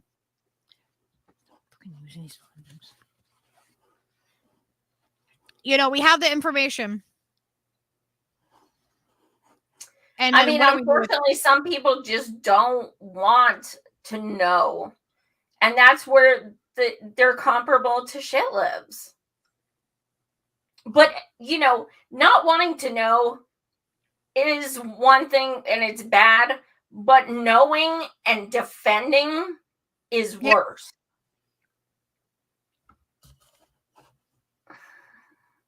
That's crazy. I mean, and yeah, maybe he's gotten help in therapy or whatever, but it's not. I still don't want him on my show.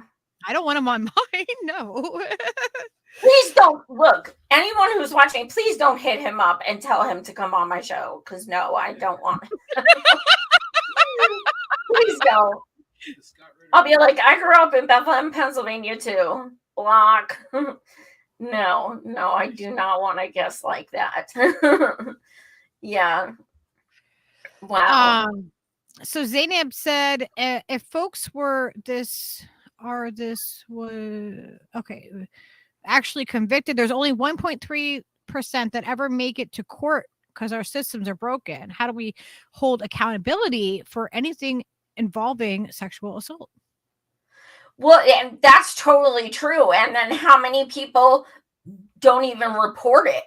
half the time it's because they're scared they won't be believed, and there's so much validity to that. I'm a sexual assault victim. Like, I've had many. I've not reported like anything ever. Like, I don't, because when I was a kid and I was 13 and I was assaulted by a young boy in my neighborhood. I was 13 and I decided, okay, well, what am I going to do? I went to that boy's mom by myself and sat her down and told her what her son did.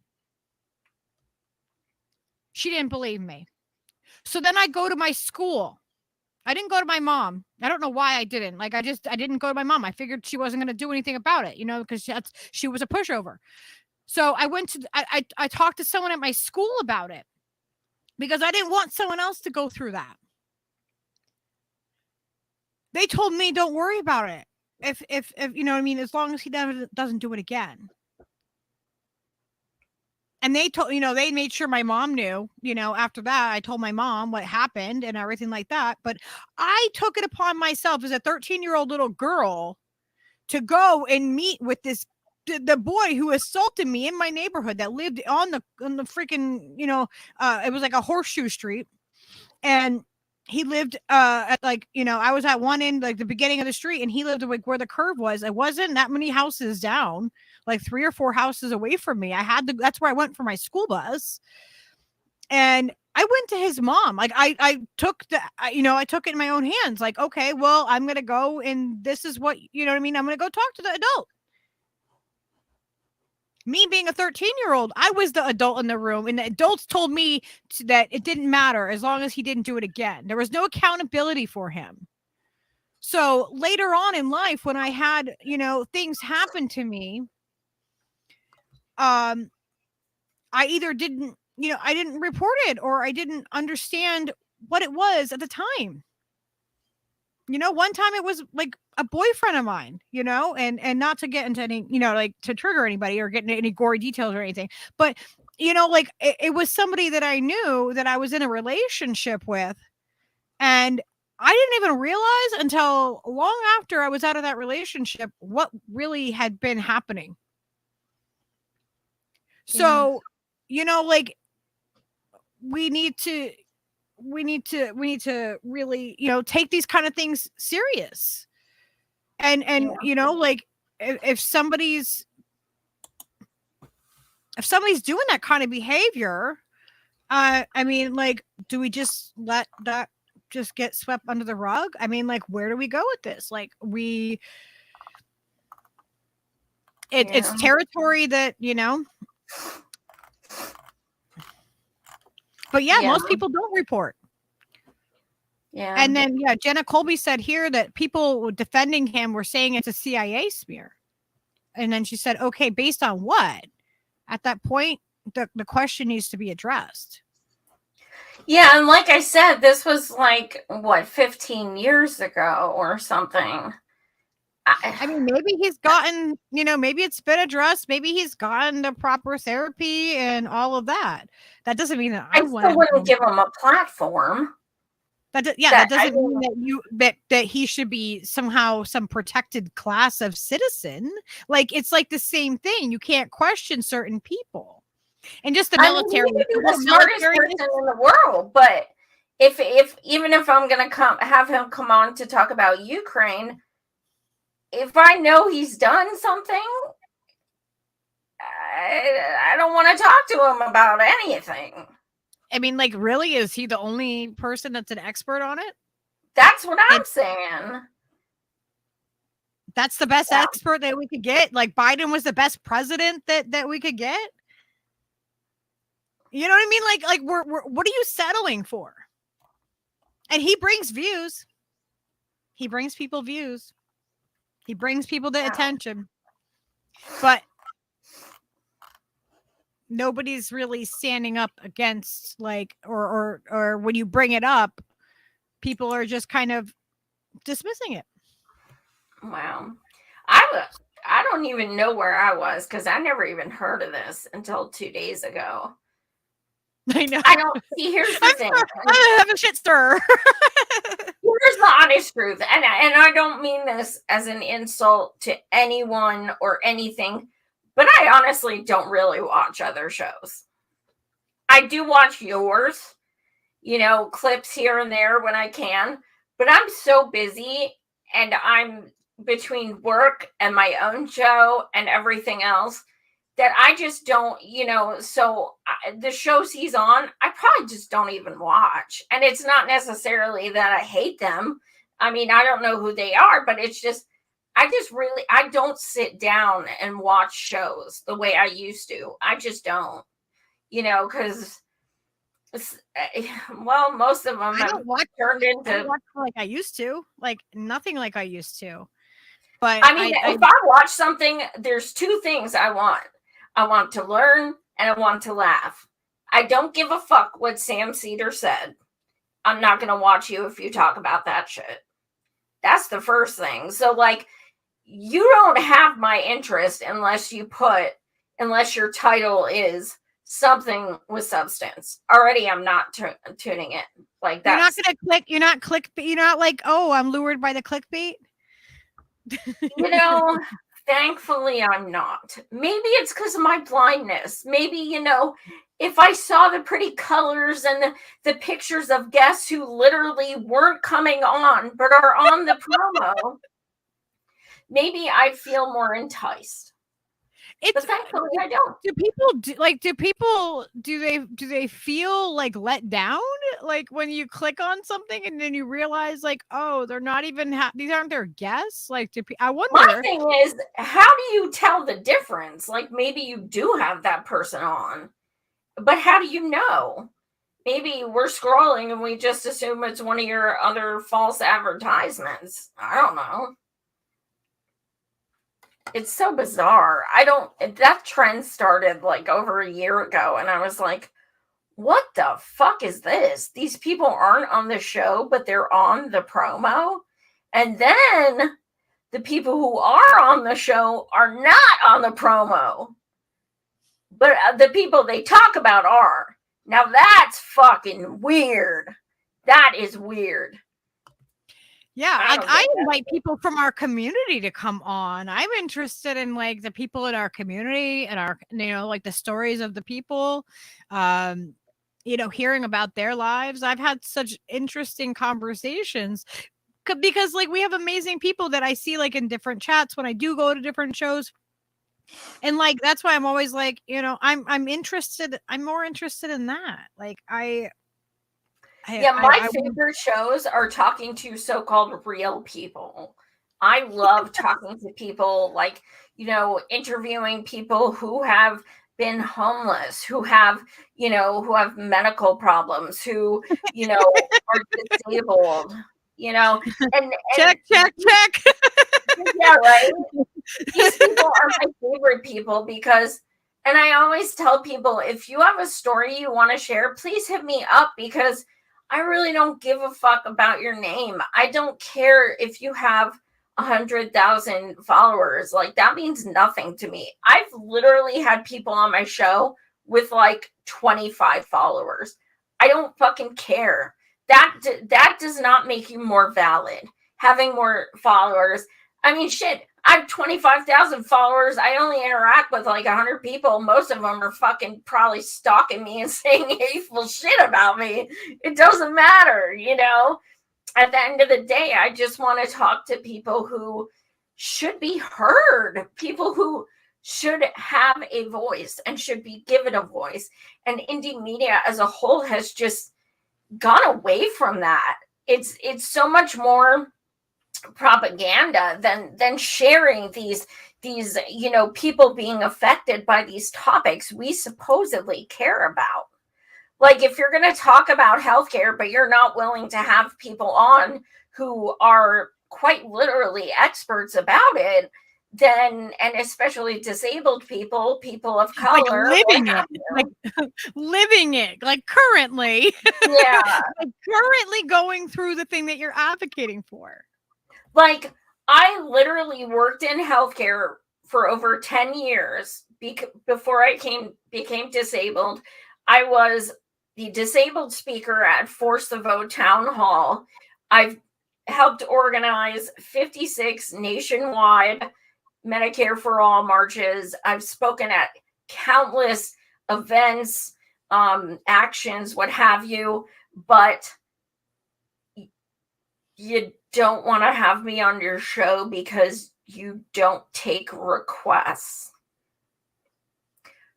Is this like when Steve does his live streams? Is that what that is? Because I think he takes song requests. You know, like you don't take requests, though. That wasn't a no, I don't think they're a musical person. I don't think so. But yeah, I mean that's requesting a song, Joy. Are you sure?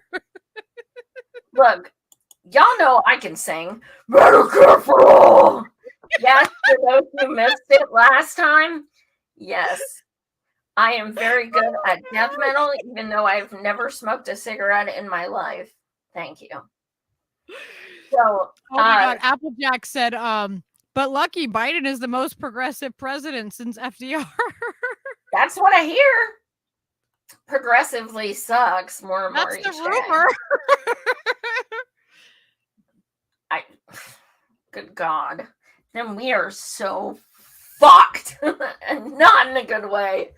God damn. Oh, I didn't even realize I was so far behind on this chat. Like, even on this, like on my own show, I'm always trying to keep up with the chat, and I must have paused. I must have like scrolled it at some point. Yeah, I can't see the chat, and that's something that was very hard for me to get used to, because I always, for years, was like, you know, reading people's comments and giving them shout outs and stuff, and it's like now I can't even like say hi to who's. I know I can't put them on. I can't put them on the screen either. Neo's algorithm said, "Savage Joy, did you see my independent media chart? Who's your favorite lefty podcaster?" Did I see it? Is that?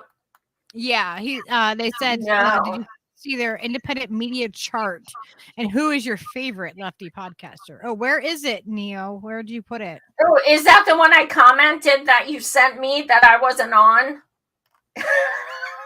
Oh, is that the same one you mean? No, for real, I did. I was like, I'm not even on this. Like, oh no. I'm trying to see what else is going on in this. Oh, he said I'm on it now. You cutie pie. Oh, you gotta make some of us mods. You gotta freaking sex bot thing in here. What? You need a mod. You got sex bots, the ones that say XXX 20 fun and stuff. See what happens? We talked about Scott Ritter and freaking sex bots showed up. Oh, I have a sex bot. Are they hot? No, it's just a green image, and it doesn't have anything. Oh, well, what fun is that? Applejack said that he is your favorite lefty podcaster. He just has to now start a podcast. You're his favorite. I love you, Applejack. I am so glad to have met you. Yeah, you're just freaking amazing. Those pickup lines truly just melted my heart. I was bragging about you, Applejack. I was telling Joy earlier about how you had helped your own community in Ohio, and how you did like your own like tour for the poor type of thing, and I thought it was really amazing. Absolutely, Applejack has been through some shit in life. He's come on and he's shared his experience. Like, he's been, at Rikers Island before. Like, he's been in, the jail process, like in the jail system. He grew up in the hood, and really amazing story. And I'm so grateful to know him. And I'm like, okay. So here's the thing. Since you're cool on camera, we're gonna do a show together now. So we'll talk about your mutual aid, interacting with people, helping out your community. I really would love to talk to you about that. So if you're down, yeah, bring it on. Just try not to hit on me too many times. at the same time that you're saying that, Vegan was also saying that you should bring him on because he's extraordinary. Oh my God, Vegan. That's creepy. Let me see. Jinx. That's funny. Oh my gosh. He said they're going to do another one. They're going to do another like it's basically him and his friends that are doing it, that are raising the money. I don't want to give too much away here, but he said they're going to do another one, and not sure, but we will be discussing it. We're going to make another 20K again. That's how much money they're trying to raise up. Like, yeah. And you know, so it's really, really amazing because he's helping give back, and he was able to, you know, to come up. And so it's a freaking wow. and now the thing is, without me paying attention to him and seeing him in chats and then him coming over to my show, I wouldn't even known that about him because he wasn't on other podcasts or anything like that I knew, you know. So like I you know, it's amazing when you see somebody, you know, like mention something and it's like, wait a minute, that they seem like they would, I really want to have them on and have a conversation about them. It's not about because they're popular or that they have some kind of like, you know, follower count, or they're going to bring me subscribers, or they're going to bring me views. It's not about that. It's not about chasing that ego. It's about elevating people in our community that are doing good, that have overcome things, that you know, like, it's inspiring for people. You know, it really, you know, that's what feeds my soul. You know, is helping other people and seeing, you know, and seeing that. Vicky VS Adams is here. Hi. You know, one of the other things that's really humbling is I get some people, you know, that hit me up, and they're shows that, you know, have just started, and maybe they have 25 subscribers. I don't know. I had a guy hit me up that had 10 subscribers, and he said, you're probably not going to respond to this, and I don't blame you. I'm sure you don't know who I am. I just wanted to tell you I really enjoy what you do, and I would like to have you on my show, but if not, I totally understand. And like this whole like apologetic thing. And I was like, of course I'll come on. Like, what? And they were so shocked. And that's happened to me several times. And I thought, like, and then they would tell me, you know, when I've asked other people, they either see my message and don't respond, or they tell me no. And I'm like, you have to have so much of a fucking ego to tell someone no, because you started somewhere.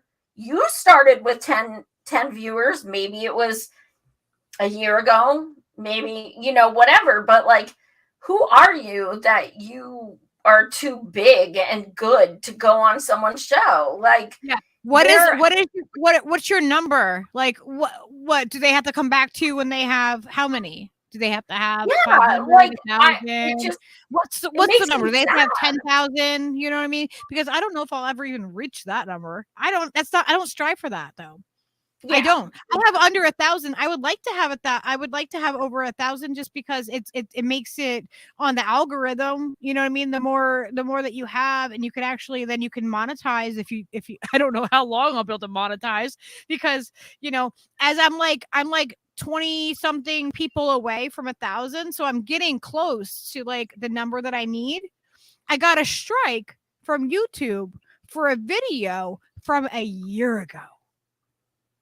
Just as I'm getting close and getting the momentum to get to that 1,000 mark, they come in and they're like, oh, yeah, there was some medical misinformation like a year ago. Like, what?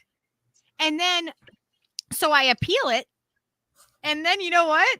It only took them a few minutes to get back to me and say, oh, we carefully reviewed that. And we're upholding it. I'm like, a year ago, it probably has like 30 views or some shit on it. Like, who knows? You know what I mean? It's like, and it may have been proven incorrect since then.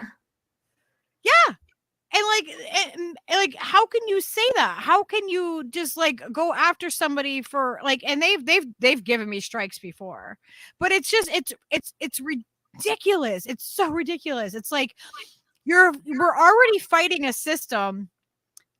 Like, YouTube as a system itself is very repressive.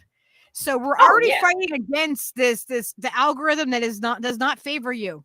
It does not favor the people that are speaking truth. So here's the question.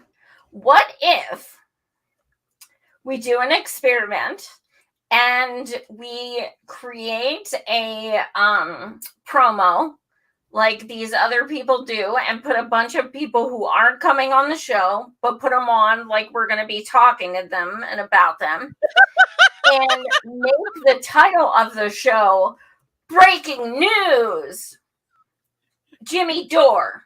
And like, that's it. And then we do in and we talk about mutual aid. I can't do it. I don't think I've ever put him on any thumbnail or any of my shows. Like, I don't think I ever have. Oh, I would delete that shit after we did it. But it would be a good social experiment for the let's see what gets more views, what gets more clicks. We already know. But I don't want to do it. It feels gross. I'm curious. I know we could. I think that'd be funny as hell. Thanks for tuning in. Unfortunately, Jimmy Dore will not be here. We will be talking about something even more important, mutual aid. I know you guys all say you support it, but let's actually get, dig deep about it. So what happens is we're watching eugenics of the poor. And while we're doing this, I know it's fun to talk about other streamers, but it's actually less important than the people who are dying. There's my segue. As Joy wants to see you. Can you see her? Hi, baby. Do you hear Joy? Do you hear her? All right, now I gotta get whoopty. Hold on, let me get touch this. Yeah, you guys, any of you that aren't subscribed to my channel, I can't put the link in there because we're not mods. But if you look up Lucky Burrito, you can find me that way. Say hi.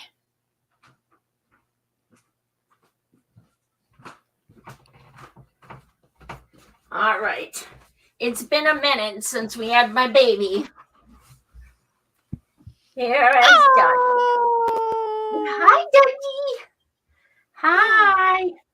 Leo. Who's that? Who is it? My gosh. Oh, they're so cute. How much does Dutchie weigh? 7. That's what Leo weighs. Aww. She just has all the fluffy fur. Girl. Oh, you guys are the same size. Oh. Look at my Grinch feet. Look at my Grinch feet. Oh. Oh my gosh, she's so cute. What kind of dog is she? She's a Pomeranian. Okay, that's what I thought, but I didn't want to misidentify her. Misbreed her. Oh my gosh, do people ask you what gender your dog is? Like, yeah, I did have someone ask me that. So because Leo's a service dog, he's with me all the time. And I've actually had people like try to look underneath to see what genitalia he has. So like they're like, God. Oh, is he a boy or a girl? Like they're like, oh, he's a boy, right? And like they'll look, and it's like I'm like, well, not like it matters, but yeah, he's a boy. I said, well, the first time I heard it, I said to the lady, she said, what gender is your dog? And I said, she's a girl and she identifies as I don't give a fuck. Exactly. It's so weird. She wears dresses and stuff, but she really doesn't care. She's just spoiled. Oh, hey. Oh, Leo. Is that Leo? Is that your buddy? Oh my god, we have all the cuteness. Oh, my girl. Are people in the comments like, what the fuck is going on? I don't know. Like, seriously, what the fuck is this? Did this turn into like Dog Planet or something? We want vet care for all bitches. I know, right? I know. Why don't service dogs get vet care? Yeah, that's a good point. That's a good point. Stinky pants. Well, this is officially the longest show I've ever done on my channel. So congrats. I beat my own record. I think last time come on. The longest. It's impossible, like literally impossible for us to do a show at least under 2 hours, at least. Yeah, it would be, like we have so much to say. What's gonna happen is one day I'm gonna come to Connecticut and we'll have like a slumber party and Steve's gonna be like, shut the fuck up, I'm trying to sleep, and we're just gonna laugh like all night. Yes. Well, thank you so much for coming on. We had a great discussion. Say thank you, Dutchie. Oh, thank you. So good to get some of it, like, just out there and Seriously. In the open, because it's like it's so frustrating, it's just absolutely so frustrating. Do I watch Golden Girls? I used to. Who has that? Gretel. Oh, Gretel. Oh yeah, Gretel's my slumber party BFF. We always have Golden Girls slumber parties. We even dress up like them. Yeah, and go out in public. We are obsessed. I would totally do that. I played the Golden Girls theme song at my wedding. Yes. I love them. Thank you for being a friend. Yeah. Oh yeah. Yep. Oh yeah. It's beyond obsession at this point, I think. Ooh, but Gretel, I haven't told you yet. So my in-laws, they have a beach house down in Siesta Key in Florida. So we go every March because it's free. So we're going, and this time we're going to Miami, and there's a Golden Girls restaurant. Ah! What? Oh my god. I did not know that was a thing, and now one day that's like on my bucket list. I have to go there. I always liked Betty. I liked Betty White. Like, she reminded me of my grandmother. Amazing. Yeah, I'm kind of like freaking out. Yeah, I want pictures. I want lots of pictures. I want streaming from there. Like, we're gonna have like a list. Like, I want merch. Yeah. Oh my god, I have more Golden Girls merch than I know what to do with, and a lot of it is stuff me and Gretel have given each other. Oh my god, we're like pretty obsessed. Gretel said, I have no desire to go to Florida, but I'd go to this. Yes. I know, we need like a ladies road trip. Can we fund this, guys? Yes. Oh, yes. Well, I was Blanche because I'm a trollop, so she was perfect. Gretel was Dorothy because she's tall.